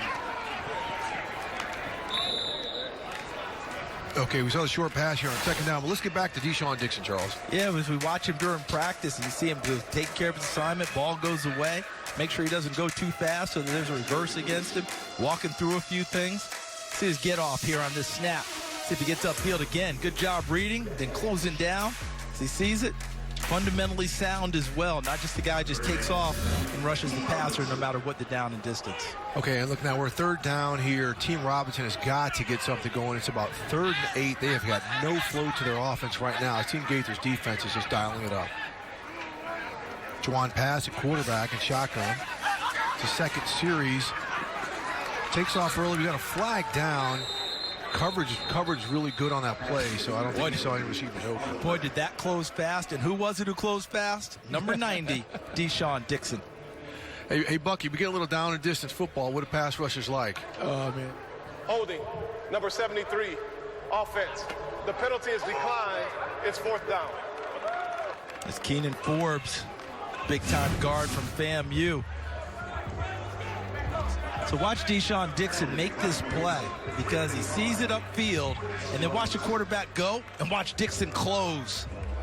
And he thinks he's got a nice opening there, and all of a sudden this flash of white wearing 90 from his right finishes off the play. And Charles, one thing that, now this is something NFL scouts are going to love. He was head up, right? He was head up on the tight end. We've seen him play the 1 in between the nose tackle, the 3 gap, the guard and tackle, and the 7. kind of outside. Kind of outside the shoulder. Outside the shoulder, tackle. right. He's head up. And you don't see a lot of guys playing, that 6 or that true 4, like over the tight end or the tackle. Heck of a play by him there. And there's that man. He knows he's rolling. Team Gaither up 9-0 here at the HBCU Legacy Bowl. Thursday and Friday, as part of the HBCU Legacy Bowl, a career fair was held for all of the local college students. You also had several organizations showing up with internships and jobs. Again, this is an all-encompassing event. Now let's take it on the field as our Cam Wolf sat down with Black College Football Hall of Famer Mel Blount. This is huge in the sense that these kids coming out of college, they get a chance to display their talents. Hopefully we'll have a lot of NFL personnel, people here to look and see that there's a lot of great talent still in these HBCUs. All right, that's good stuff there by Cam. And Charles, Mel Blount still looks like he can go down and handle some wide receivers out wide. Listen, if Mel Blount's out there, they're still not getting off the line of scrimmage. I mean, the reason the 5-yard bump rule came into play was because of Mel Blount. People couldn't get downfield at all, and they had to change the rules. All right, 1st and 10 for Team Gaither. We've seen Juwan Carter escape right here, and that's just something he can really do. The Norfolk State quarterback, the MEAC Player of the Year, shaking it up a little bit for an offense that's kind of got its groove, unlike the offense for Team Robinson. 1st down on that run. Now the ball on the 44. And look at how look at where they're huddling. They're huddling about 3 yards behind the football. They're not going fast, but what that does to a defense, it leaves the impression they could come out at any moment. So it puts you on edge a little bit. They're trying to get them rocked back on their heels. All right, let's get on to Cam Wolf on the sideline for an injury update. Thanks, Steve. We saw one of the receivers, Joshua Wilkes, receiver from Arkansas Pine Bluff, go off earlier. He took a shot to his right knee, but everything's good structurally wise according to the trainer. They're going to keep him out as a precaution. And I just spoke with the running back, Isaiah Todden. He said he has a slight hamstring pull, going to shut it down as a precaution, but he should be good as well. All right, good stuff, Cam. So now, Team Gaither down to 2 running backs. You just saw Jermaine Martin, who's had a pretty good game here. Charles, get the carry. He's had, somebody who, a big 2019, the MEAC, just absolute stud. Offensive Player of the Year. Down year this year a little bit as he was a little negative, didn't kind of get the attempts. Big throw by Juwan Carter, who throws that ball out here. Ryan McDaniel once again getting it done. Did you notice what I circled there? I circled 3 receivers to one side, Bucky, 1 on the backside. What did they tell you about the formations in this game, Bucky Brooks? We're supposed to see a lot of 2x2. Should be balanced formations. No overloaded or 3x1 formations. However, somehow one of the receivers ended up on the wrong side. And you know what the coach would say to the other coach? Hey, coach, I'm sorry. He just lined up in the wrong spot. But we've got to put a little asterisk by that. Remember. Yeah, but you can't change the rules on the fly. Team Gaither, figure it out. Ooh, and a scramble by Carter as he scrolls right. Throws it up, a huge catch by Marquise McLean. Wow, McLean has been fantastic, but what a play by Juwan Carter out of Norfolk State. Another big play, but this is the most explosive play that we've seen stay in bounds and completed. Bucky, take us through this one. Look, nice scramble, but more so, look at the catch. But more importantly, the way that he gets his feet in bounds. Great dexterity, agility, which he did not. Remember, there's no replay. I have to give it to him. It looked like that, so I have to get close. Exactly. No replay on that one. He sold it well. 1st down, Team Gaither. 1st down, 8-yard line. There's the power back. Jermaine Martin out of North Carolina A&T. Looks like he picked up 2 or 3 yards right there. Is the one thing when Team Gaither's gotten in the red zone, Team Robinson's defense has really been stout up front. They're very good with the defensive front against the run, and the linebackers flow to the ball very well, and we've seen that throughout this ball game. It is tough sledding when you're trying to run inside. That's why I keep wondering when they're going to let Juwan Carter on a zone read, pull it, and try and get to the perimeter. Yeah, or try to get it back up to Trey Gross. Again, we've seen he's a big wide receiver out of Delaware State, 6'4". He's spread out wide right now. Looks like he's got some press man coverage on him, so the opportunity is there. There he is. Juwan Carter, direct snap, takes it and scores up the middle. Untouched. That white jersey staying white. Team Gaither, 2nd touchdown of the day. Bucky, when you get that spread formation and it's balanced, right? Quarterback draw is always in play, isn't it? It's always in play. And what I like about that, Carter sold the draw by looking to his left, takes a little drop step, then hustles in, untouched for a score for Team Gaither. So right now, as this game goes along, remember Damon Wilson, the head coach at Bowie State, is running the offense for Team Gaither, and they're running as precise as you're going to get in an all-star game like this. Yeah, Jefferson Souza on to attempt the point after. Team Gaither's offense has really put together some nice drives, some explosive play drives, some sustained drives. See if Souza can convert to put up 16-0. He pushed one to the right earlier. Let's see if he can knock this one through the pipes. Well, he pulled this time, so he's got both of them. The next one is right down the middle for Jefferson Souza. But look at this. Look at the blocking out front. Jawan Carter announces himself to the Legacy Bowl with a touchdown. Getting it done, and look at the team getting it together. Wish I could dance like that.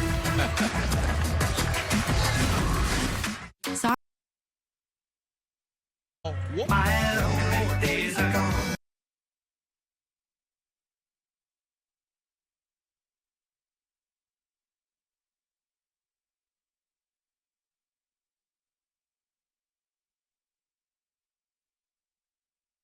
River right there on the port in downtown New Orleans as we are here at Yeoman Stadium on the campus of Tulane University for the first ever HBCU Legacy Bowl. As you see, Team Gaither made up mainly of players from the MEAC and the CIAA ahead of Team Robinson, comprised mainly of players from the SWAC and the SIAC.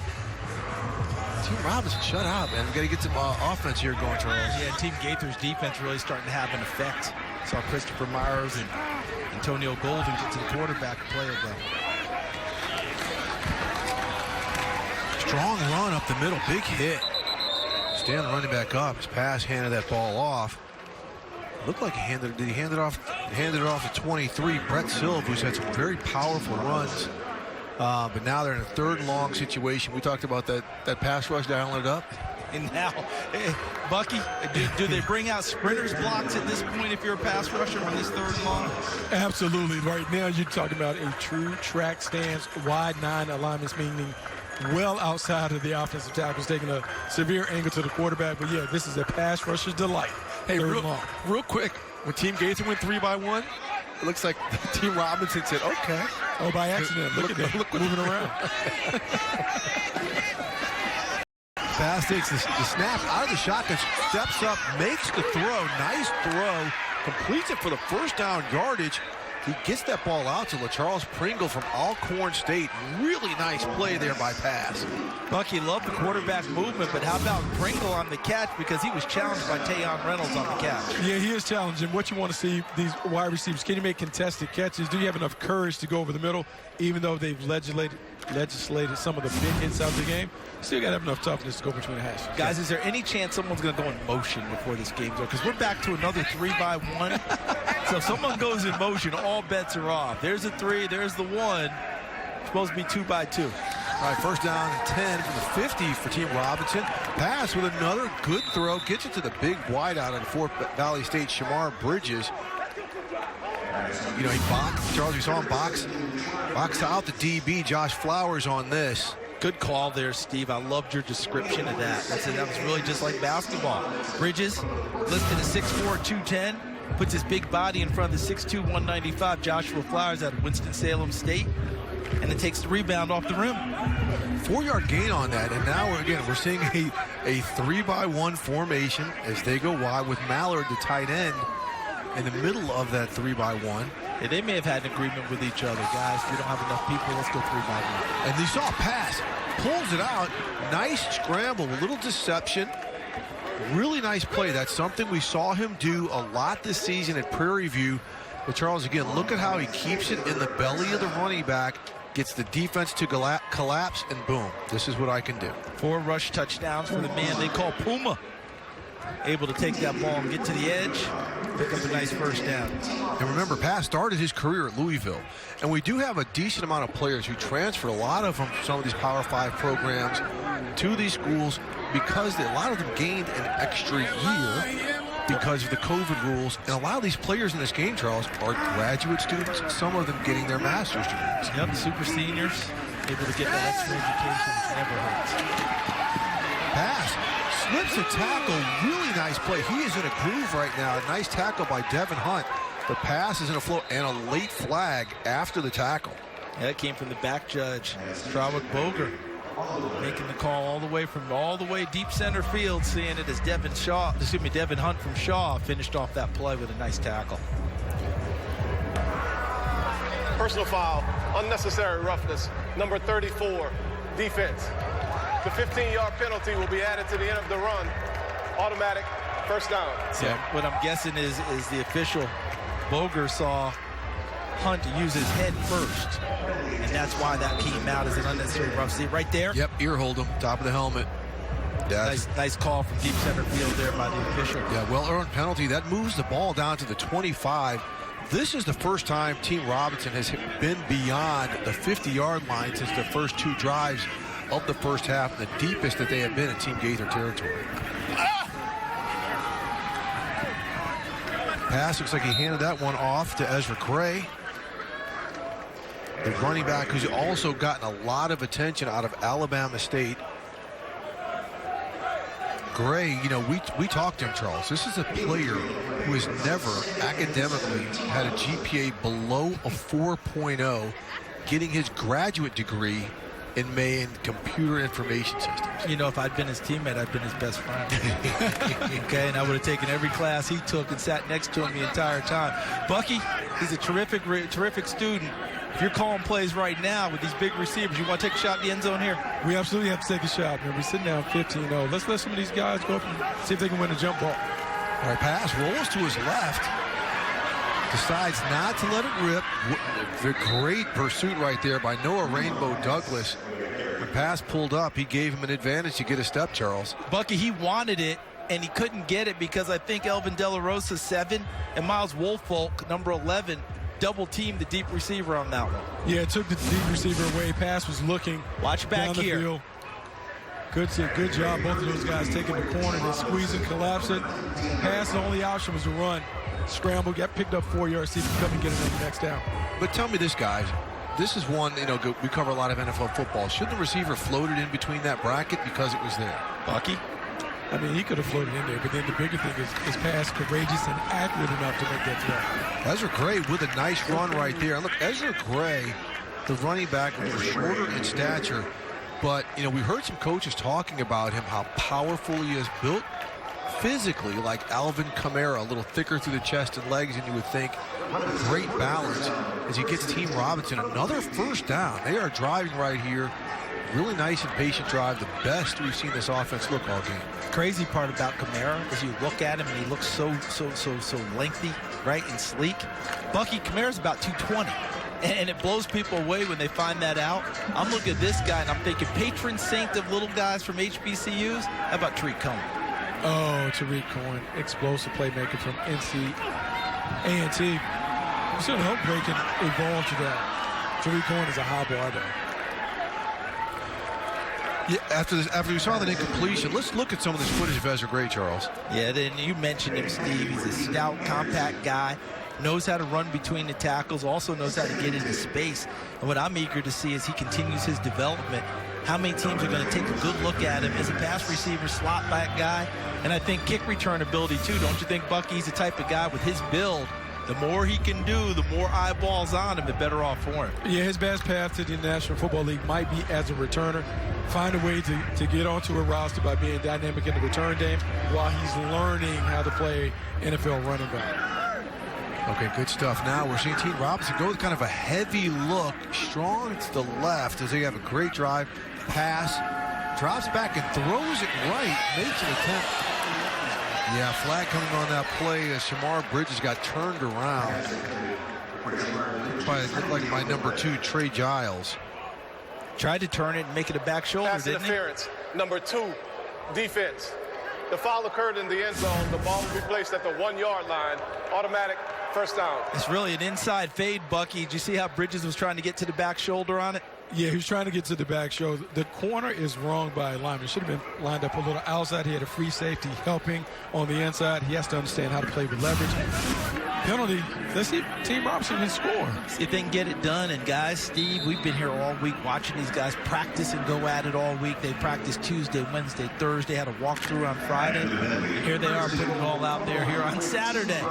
Let's see if Team Robinson can finally dent the scoreboard. Look for sending Danny Garza here, number 70, a two-time all-SWAC center. See if he can move the defensive tackle, because they cannot line up head up on him. Well, they moved him. They moved him. Encroachment. Number 88, defense. Half the distance to the goal. First down. Yeah, Rafiq Abdul-Wahid. Watch the middle. Everybody got a piece. Even got a piece of Mr. Jalen Spady, who is an all-conference center from FAMU. And also the son, his son of a former head coach at Alabama A&M, now the associate head coach at FAMU. His father raised him in this game, and his father was an offensive lineman when he played. So Spady 59, Garza 70, as Steve pointed out. Pass. I won't call that a sneak, guys. He took the snap from under center and he ran left and got stopped short. As we saw the line collapse. That is not quarterback sneak 101, is it, Mr. Davis? No, it is not. Bucky, we're seeing more and more of these quarterbacks thinking everything's bunched in the middle. They're going to try and go where they think there's less traffic. Yeah, he was trying to find the path of least resistance, but he got to see him run with more power. Big guy like that, he has to get in. And Bucky, don't you just have to drop your weight and just burrow behind those big guys? Absolutely. There you go. Much better right there. 6'4", 230 pass. Takes it over the left guard. Gets to the end zone. The first points for Team Robinson finally on the board. A lengthy, sustained drive. And Jawan Pass, after a couple tough series here in the third quarter, really strung some nice plays together. Yes, they're helped out by some penalties, but a really good flow to the offense. Well done by Pass. Yeah, I agree with you, Steve. Bucky, what'd you see from Pass on this drive? Look, he made plays. The most important thing that you want to see from the quarterback is, can you get your team into the winner's circle? And so we had him lead a scoring drive. We saw him make a handful of plays with his arm. Then he showed at the end of the drive that he could finish it off with his legs. Overall, a very good job for Pass. Okay, Rigoberto Tinoco from Benedict College is going to try to make it, and it looks like he pulled it left. Not a good day for PATs for both kickers. No, 15-6. Team Robinson finally gets on the board, but they put themselves in a situation now where they need to keep on getting some scores. Team Gaither with the lead here at the first annual HBCU Legacy Bowl, but again, we've seen some life by the Team Robinson offense. Finally, 30 seconds left in the third quarter. And now, one of the things that we see, Bucky and Steve, watch as he sneaks it in. Watch number 13, Bonnet. You see what he does? He just essentially blocks the quarterback from behind to give him extra push. We're seeing more and more of that in the game these days. You see a lot of NFL teams, college teams, where you're coming in and you're providing the extra push, not in front of your quarterback, but from behind him, blocking him forward. You know, that's the old Bush push. That's the old Reggie Bush push, who USC Notre Dame. USC Notre Dame, but started his career down here in New Orleans. Maybe he left an indelible mark by bringing that with him to the pros, and some of the young guys are taking it. But you know, the Bush push, I do believe, was something Reggie did instinctively. This is now coached now. Guys, I watched during this NFL season, there are a number of teams that run guys in motion, get them right behind the quarterback, they sneak it, and they power them through. If you all really think Reggie Bush started that, go on now. Okay, now here's, again, the rules come into play. 30 seconds left for Team Gaither. Jeremy Hickbottom at quarterback. They've got to score. Right, Charles? Yes, and then the ball turns over. The ball turns over, so we're going to see some shots here. Oh, he had Boudreaux wide open. And Boudreaux, remember, former starting quarterback. We have a flag down on the field for Morgan State. He's also the punter, but we've seen him work a wide receiver. Had him open. Illegal use of hands to the face. Number 1, defense. 5-yard penalty, automatic first down. So you get an automatic first down there, additional 5 yards. Tough penalty right there. Yeah, so that goes against Michael Badejo, number 1 in black. and he ends up getting the penalty. But boy, Jeremy Hickbottom, you think he wants that one back, Bucky? That could not be more open for Boudreaux down the seam. I am really surprised that we haven't seen more four vertical concept plays this game. Everyone is playing either cover one with a single high safety man-to-man or cover three deep zone coverage. The seams are wide open for the quarterback. Hickbottom takes the shotgun snap, climbs the pocket, and takes a shot. What a big-time catch right there. Big time. Nope, incomplete. Vereen dropped it. Timeout on the field for an injured player. Beautifully thrown football. Great effort by Vereen at the end, and just couldn't hold on. That looks like it just didn't survive the ground on the catch. Look at the ball there from Hickbottom. Look at Vereen stretching out and just couldn't survive the ground. He couldn't pull it to his chest in time to cradle it. He said he had to make it a hands catch, and the ground won. Nice effort by Wolverine. Yo, we have an injured player down on the field. Is that Hickbottom, guys? No, yes. I think that's going to be Kaylon Davis. Yep, Kaylon Davis.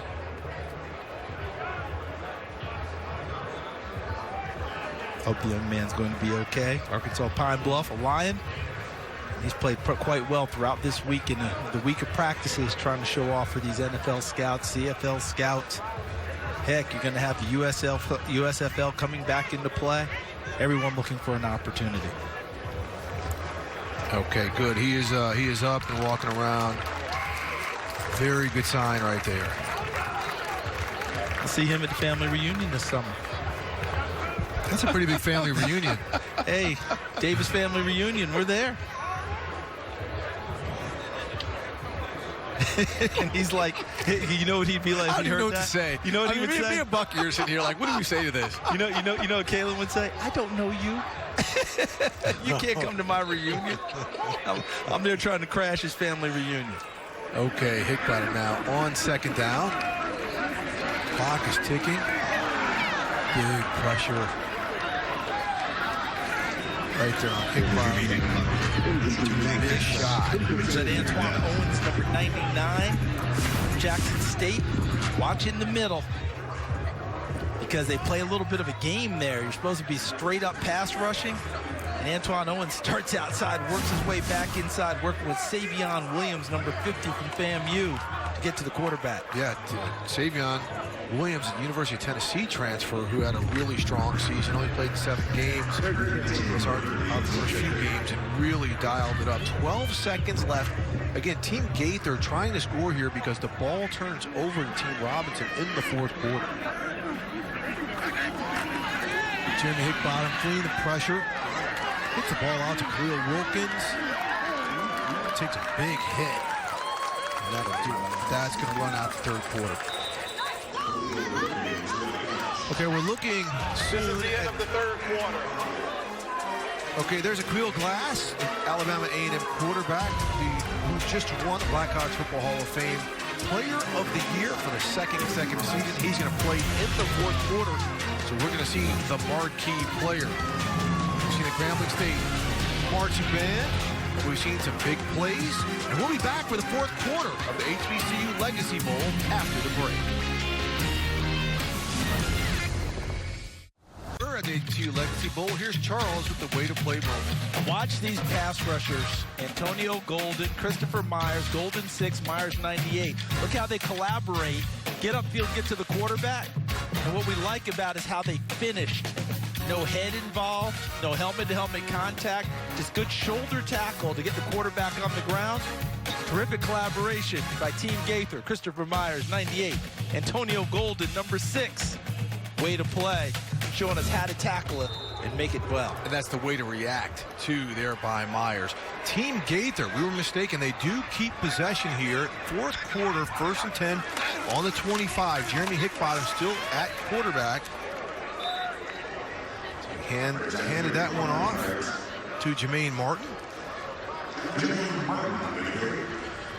a 5-yard gain right here. As Team Gaither's up 15-6. Team Robinson did not get on the board until its last drive there in the third quarter. And we'll see if Hickbottom out of Tennessee State, a former Grambling starting quarterback, Charles, and keep this offense rolling. Yeah, take a look at some of these big guys up front. See if they can move some people. See if they can pass protect a little bit. They're always in. It doesn't matter what game you ever do. The offensive line never gets the due that they deserve. Higgbottom drops off the short pass right there. There's a late hit. I thought that play was over. That'll go against Team Robinson. And Higgbottom had to pick up off the ground again, but they gave him enough time to get the pass off. And it looked like he hit Trey Gross right here. And guys, all week we've seen Gross be the deep threat. But here's a nice little short, just kind of catch and move the chains a little bit type of catch. Personal foul, number 50, defense. The 15-yard penalty will be added to the end of the run. Automatic first down. And Savion Williams, FAMU. Not quite sure he was down. He was on top of a player from Team Robinson. Williams ensured that he goes down, but the official determined the play was over. And you go back to Trey Gross from Delaware State. Spent one season on their basketball team as well, was essentially the sixth man for the team.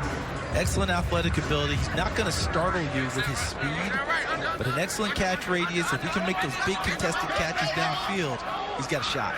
Well, Charles, in talking to the coaches, they said they didn't think he would startle us with his speed, but he's a lot faster than they thought. You saw Higgbottom get the quick pass out to Amik Watkins out of Chowan.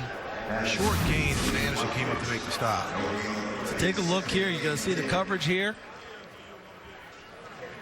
Now watch these triangle and what the three of these guys do. Okay, pass rush upfield. You can see the coverage, and look at that. Firing right away. Number 12, Zach Anderson. And out on the corner, 17, collaborating with him was Marvin Grunchie. Yeah, so great. Good job there by the two of them. One Grunchie holding up in coverage, Anderson reading the play, and getting upfield, and Badejo, number 1 on the pass rush. Yeah, great recognition. 2nd and 10 as we're here in the fourth quarter. Falls on the 50. Bad snap. Higgbottom picks it up, gets it out to Martin. Makes a really nice catch there on the edge to get some positive yardage on that play. He's had a couple of catches during this game, Bucky. Is this one of the skills I think people would love to see out of him, because we knew he was a runner? Yeah, we knew he was a runner, but we did want to see more of an involvement in the passing game.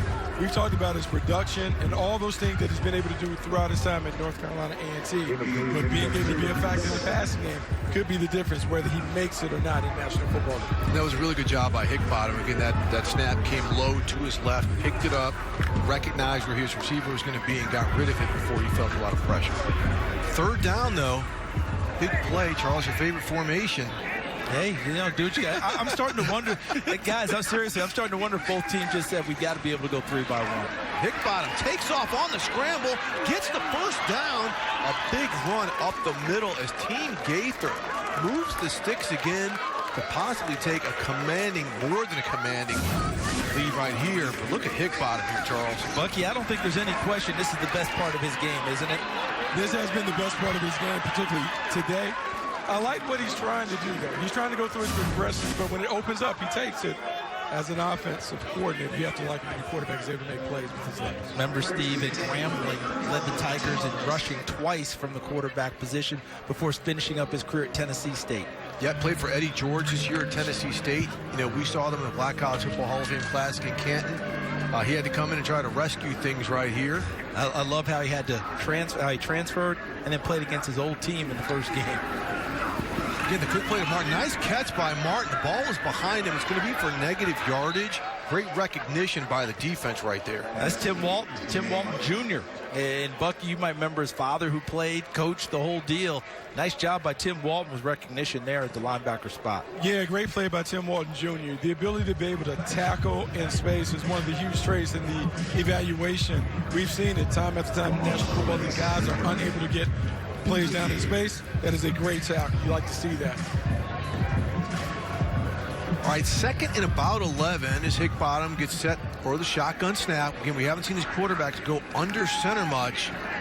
And he lets it fly. A beautiful throw to Amik Watkins out to one, but he lost the ball at the end of the play. Let's see how they mark it.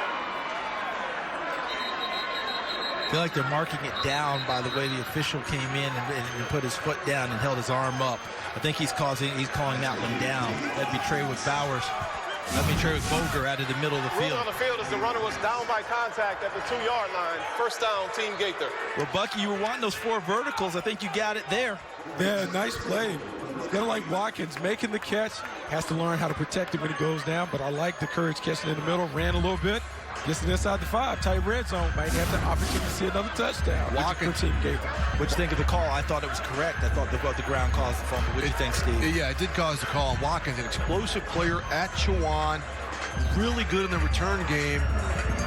Okay, looks like Team Gaither's got some issues counting the players on the field. Looks like they're going heavy. Yeah, they're going extra offensive lineman, number 65, Jalen Powell, who's been doing that throughout the game, is that extra tackle. He's in the ball game as well, but they couldn't get going. Team Gaither takes their first charge timeout of the half.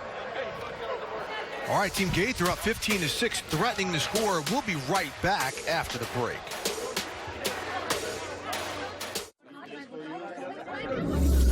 As we're at Yeoman Stadium at Tulane University, HBCU Legacy Bowl. Let's send it down to Cameron Wolf with some injury updates.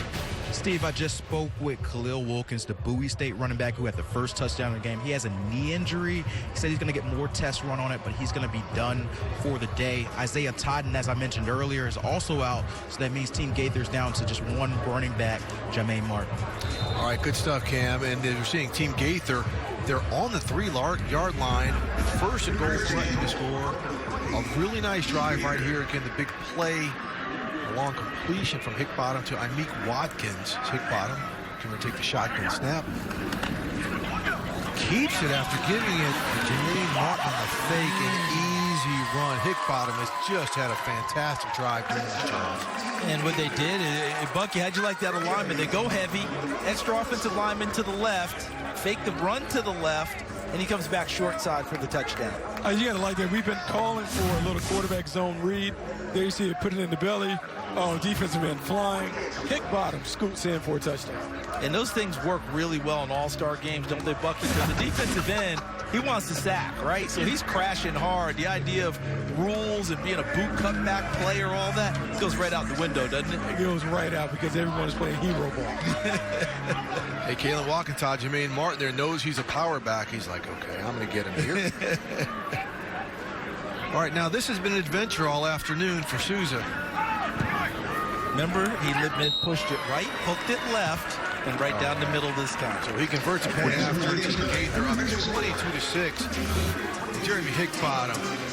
Oh, yeah, after the touchdown, let's celebrate. Team Gaither up big here at the HBCU Legacy Bowl. In an amazing evening, Mardi Gras World with Saints owner Gail Benson and New Orleans Mayor LaToya Cantrell. Well, here's our Cameron Wolf with the other spectacular woman in that picture.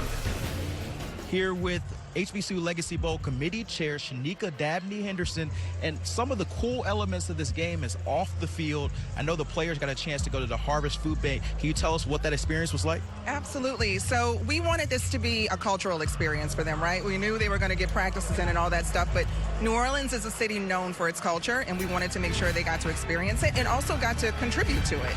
So we linked them up with Son of a Saint, which is a local organization here, and they met up with these young boys. They went to Second Harvest Food Bank. They packed donation boxes and spent the day with these kids who in turn are getting something out of the experience. They're hanging out with college football players and getting their own thoughts about, oh, maybe I want to go to an HBCU. So we wanted it to be this, this full experience where they got something out of it and the city of New Orleans benefited from it as well. I actually talked to a couple of players who said they really enjoyed that experience. What I've thought was really interesting about this whole week is you guys have been participating in scholarships, internships with these players, and there also was the career fair, which you saw the players and students coming to.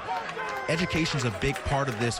What have you guys got from the education portion of helping these HBCU kids? So I got to say, I am so proud of the fact that they made the career fair a part of this. They want these kids, not all of them are going to make it to the league. That's the reality of being a college athlete. So how do we set you up for success once you graduate? And there's all these companies there looking for them. hiring for them. So they got an opportunity to meet with hiring managers from Saints and Pelicans, from the NFL, from Coke, Coors, all these different sponsors, so that if it doesn't work out for them, they've got something else that they can fall back into. That was really important. And I think the other part of this, the scholarship aspect, is really personal to me.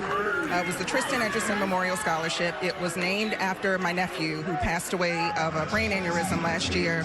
And he was a recent college graduate. He went to Grambling, he went to McNeese, and he was someone who put education first. He was the first man in our family to graduate from college. And so I wanted his legacy to continue through these kids, through these HBCU students, that we could give them a scholarship to support them in any way that they could. So we awarded that scholarship to John Amanisi, a student at Alabama State University, and then gave 8 internships to Louisiana HBCU students. This is a full experience. It's not just about what happens on the field.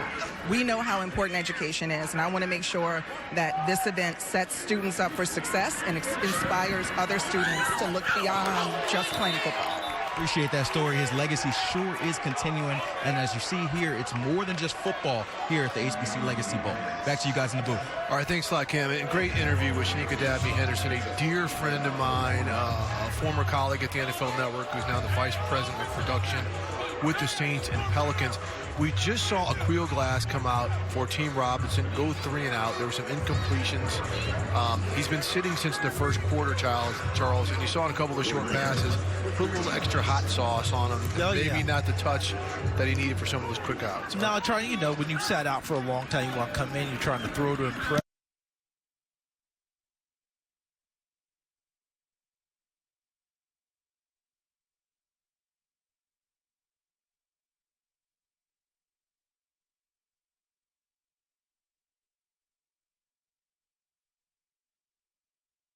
That first one, he tried to hit that hole shot up the sideline, tried to sneak it in. Let's see if we get out this return here. Look like number 1 on the return for Team Gaither, and that would be Imeke Watkins from Chowan. All right, we got a flag down as Team Robinson stalls. Team Gaither is rolling on both sides of the ball. Let's see what the call is. During the return, illegal block in the back, number 15, return team. 10-yard penalty from the end of the run. First down. Timeout on the field. All right, there's Aquil Glass. 3 and out. 8:54 left. We'll be back after the break. See who ends up winning this one. New Truly Margarita Style Hard Seltzer.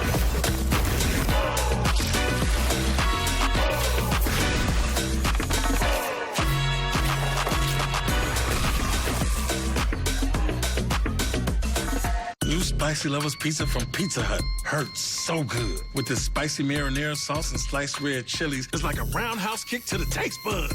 Bowl. Congratulations to Jonathan Ward for winning the Golden Touch Award presented by former Vikings punter, football pioneer, and Black College Football Hall of Fame inductee Greg Coleman.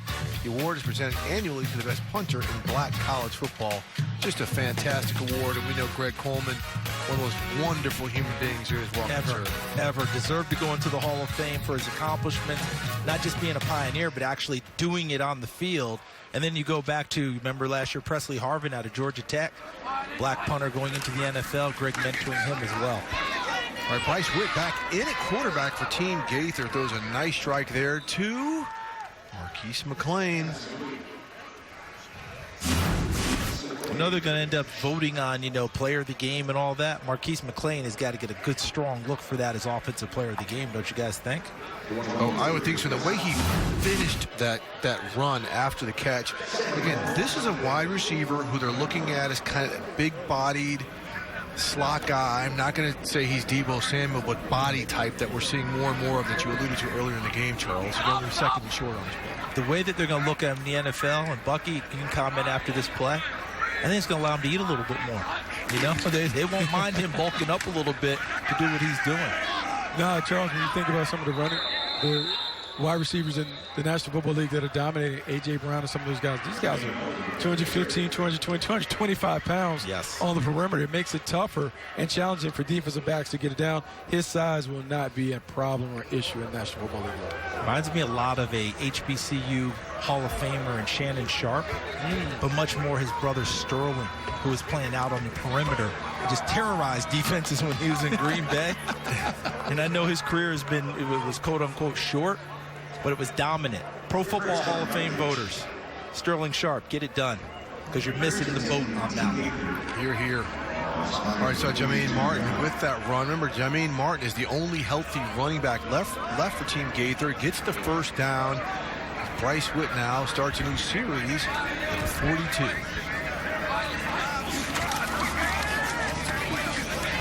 Swings it out to Martin.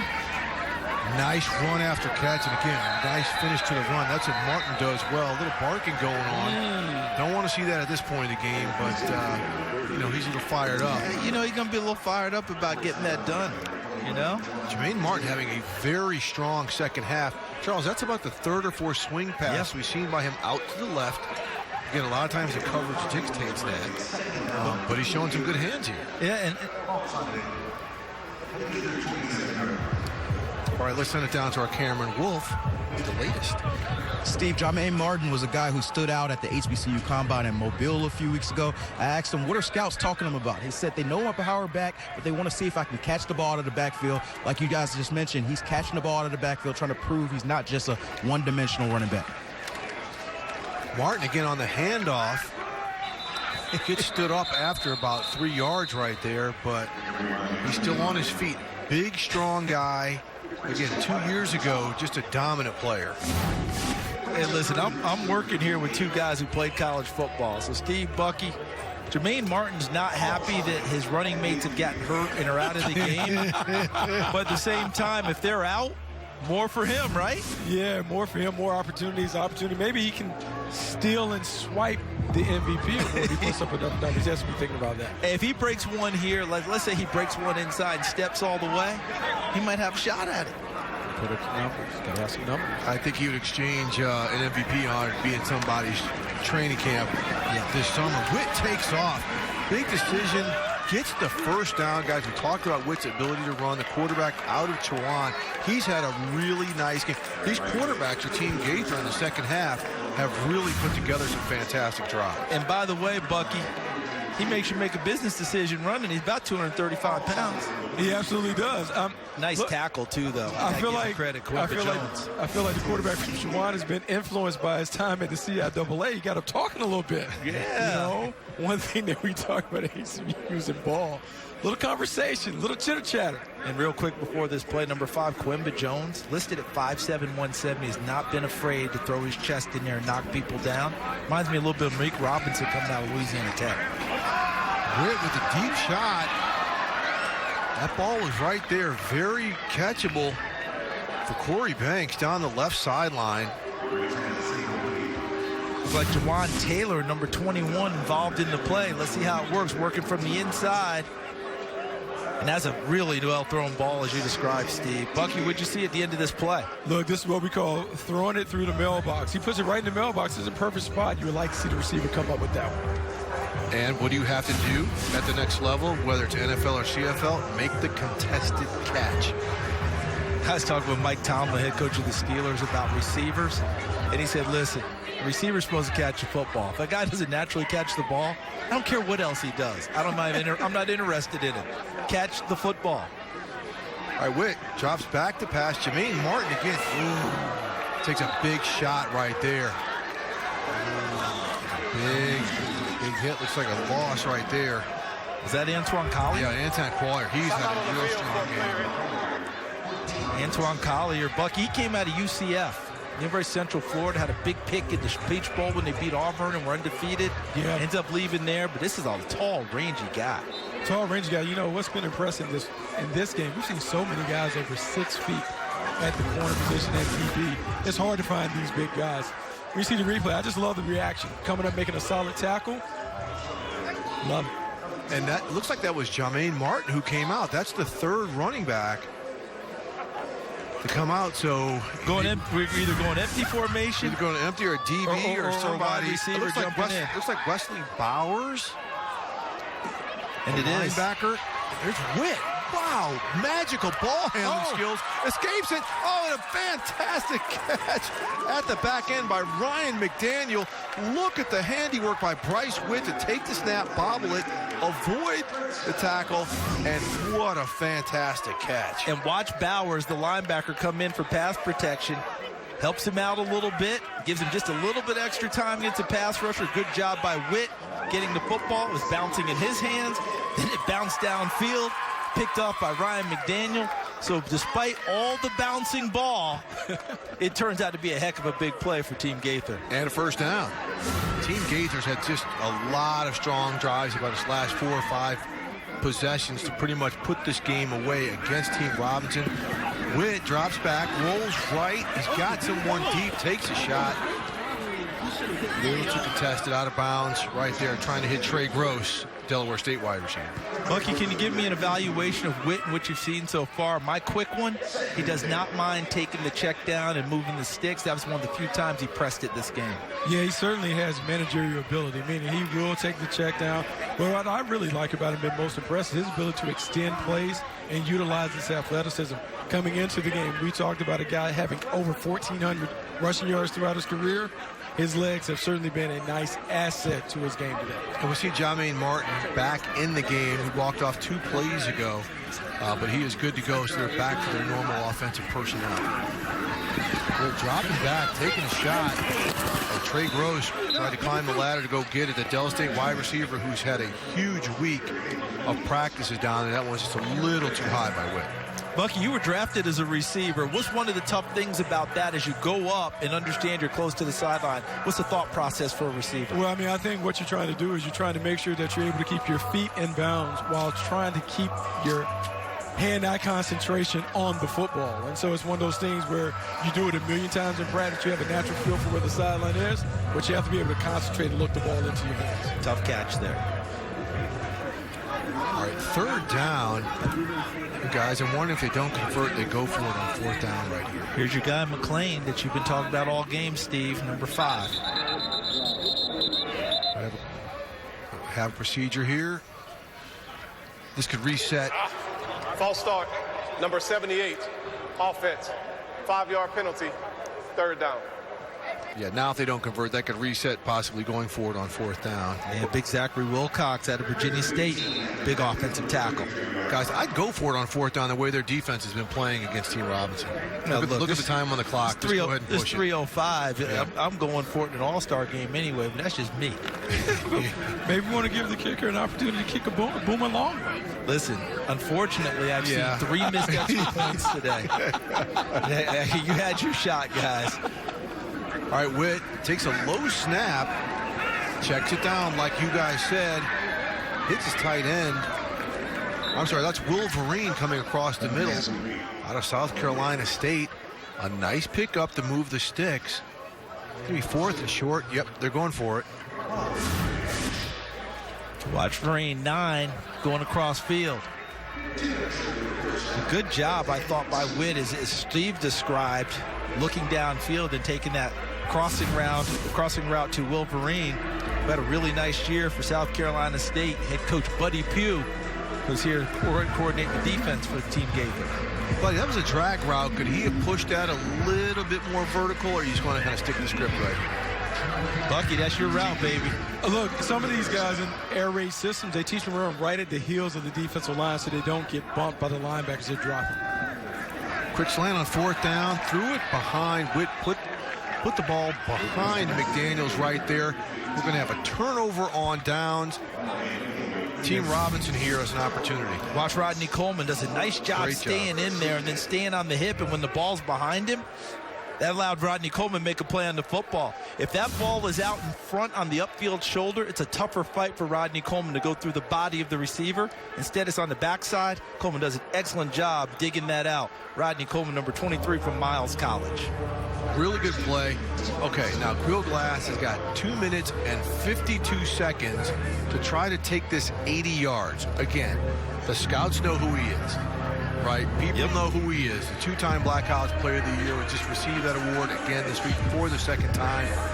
But this is something to put, a little dot on his collegiate career. Well, since you've been teaching me about Louisiana, if he gets that done, it's a little lanyard. Very nice. Thanks, sir. Okay. And that's a really good throw there by Glass. His receiver did not help him. Look at Robert Mathis from the Colts, a Black College Football Hall of Famer himself.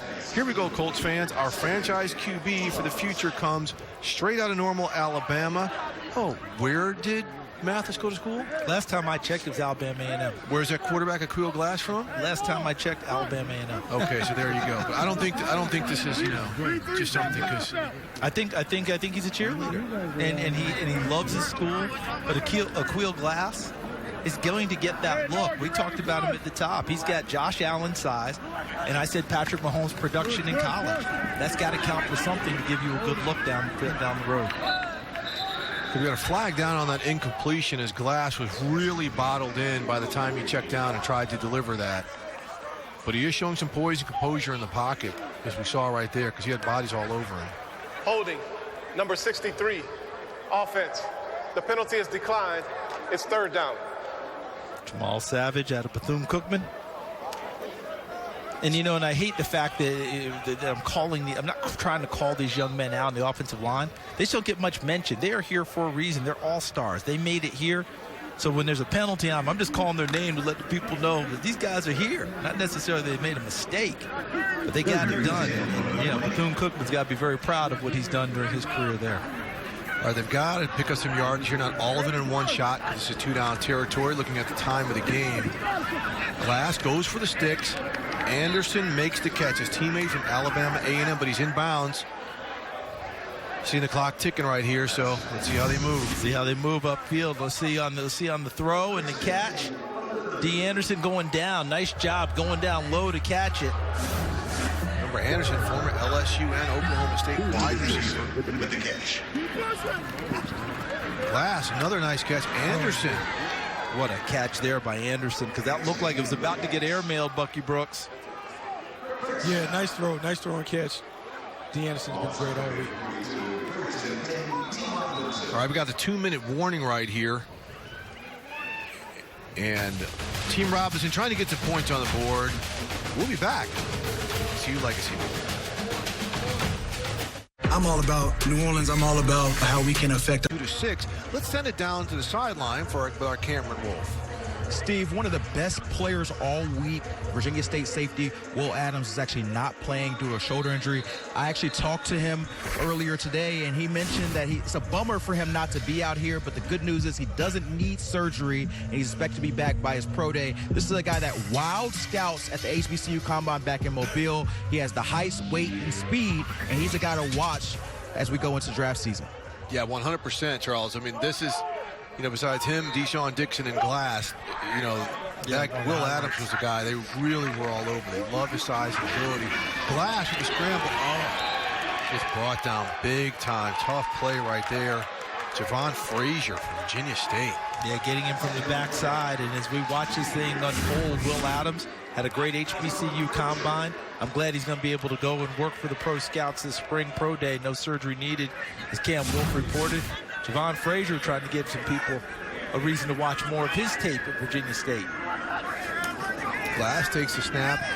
And trying to rally, goes to his teammate. Again, D. Anderson on the sideline. Another good job by D. Anderson going down and getting that one. Bucky, this guy, we had one drop early, but the rest of the game, we saw what we saw all week, didn't we?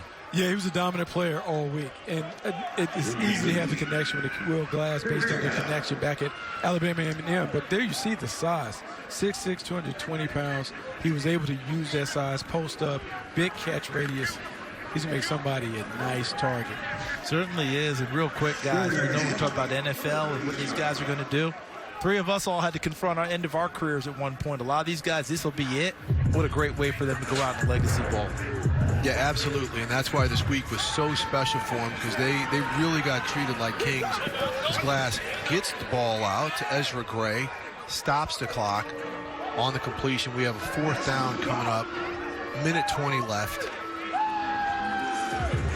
See if they can convert here, because it is about 4th and 22.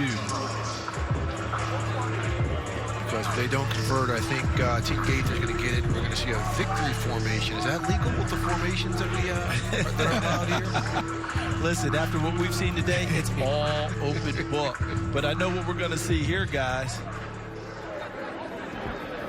Pass rush city.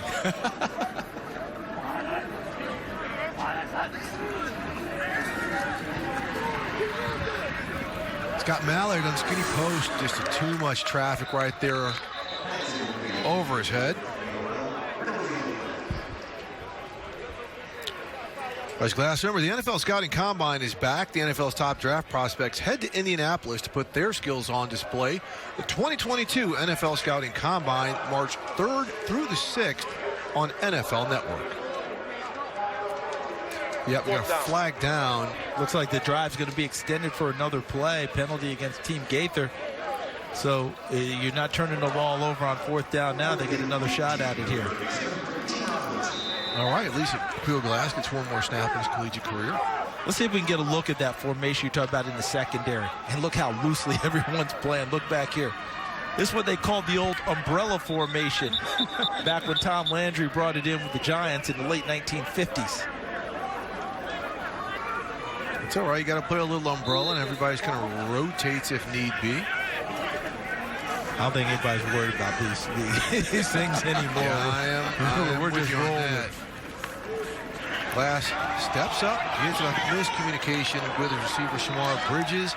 That will do it offensively for Team Robinson, who's going to take the loss in the first HBCU Legacy Bowl. We're starting to see some players from Team Gaither start to celebrate, as they will go down the record books for this special all-star game, the HBCU Legacy Bowl. Again, played by some of the draft-eligible players from historically black colleges and university, organized by Doug Williams and James Shaq Harris of Black College Football fame. So if your last ball game, you play an all-star game with your peers, some of the best in your divisions, and you get to meet James Shaq Harris, Doug Williams, Mel Blunt.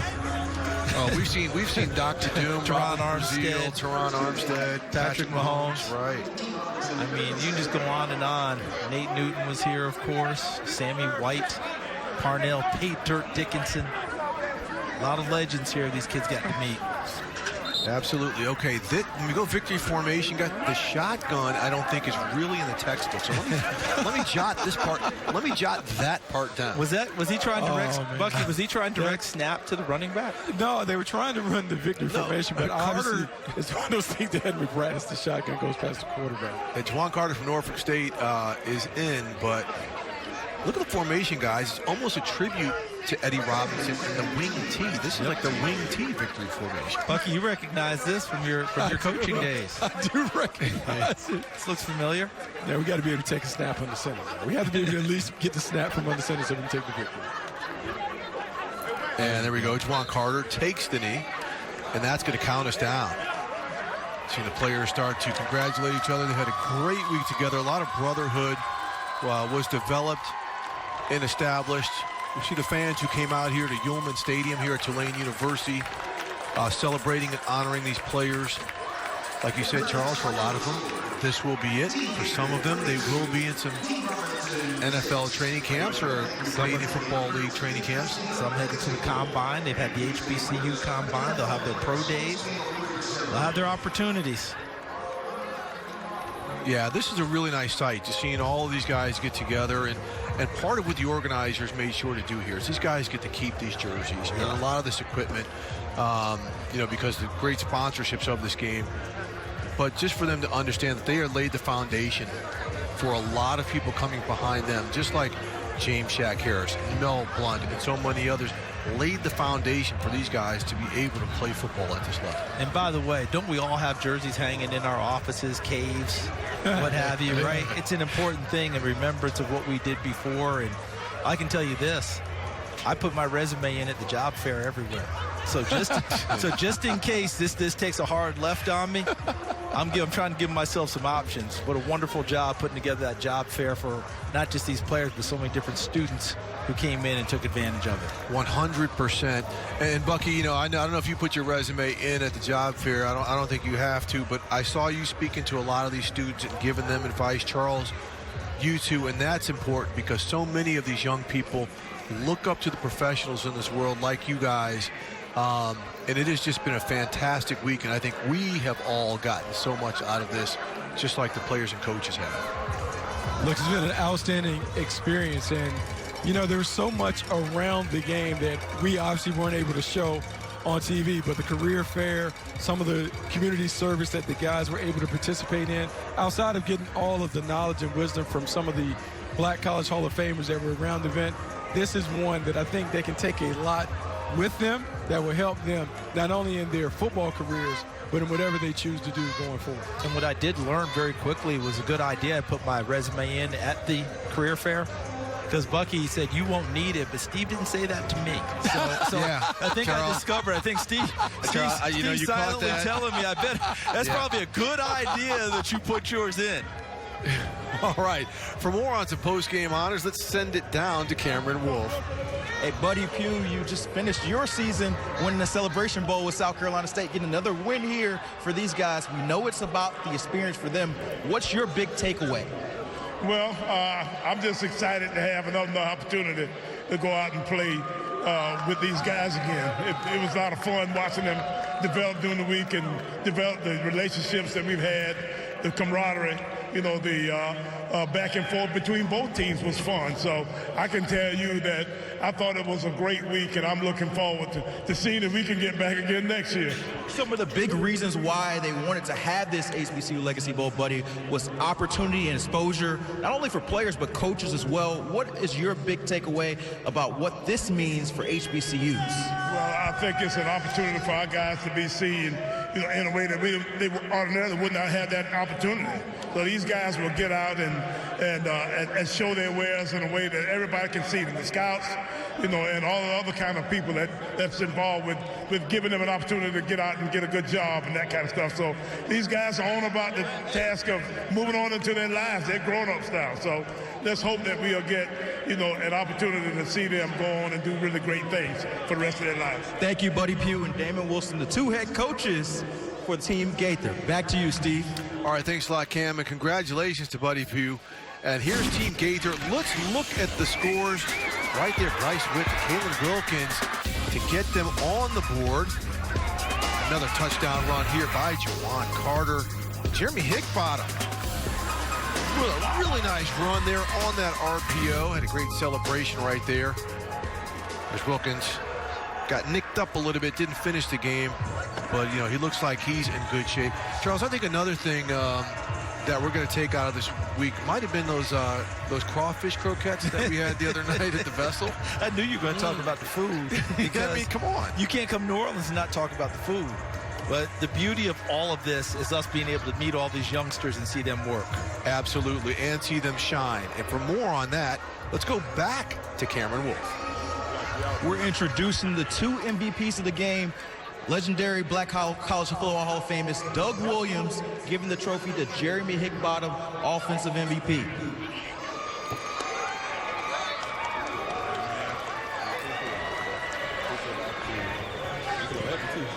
Jeremy, this was a big week for opportunity and exposure for a lot of you guys continuing your career. What does it mean for you to walk home with that trophy?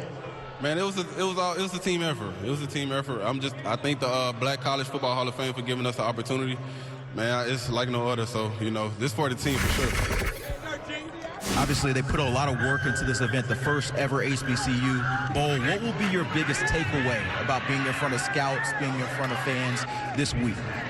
Just being yourself, man. Just going out playing, do what you do best. Don't try to overdo it. Don't try to, underdo it. So just do your job, do what coaches say, and, hey, you see what happens. Thanks, Jeremy. I'll move over to my left. We got the defensive MVP introduced by Shaq Harris, Antoine Collier from Florida A&M.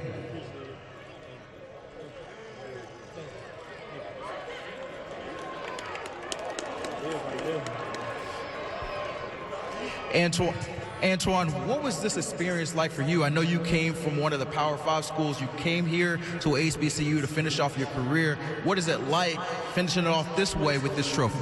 I just want to thank my players, the offensive guys and the defensive guys. We got better every day and competed every day. It means everything to be the MVP. But this one, like he said, it's for the team too. And I just want to thank the coaches. They kept pushing me and putting me in position to make plays. And there it is. Antoine, we talked to your head coach, Willie Simmons. He raved about you coming in as a leader early on. We saw that hit stick you had towards the end of the game. What do you think you showed scouts about what you can do? Basically be a leader and take control of the defense and help everybody out to be in position to make a play.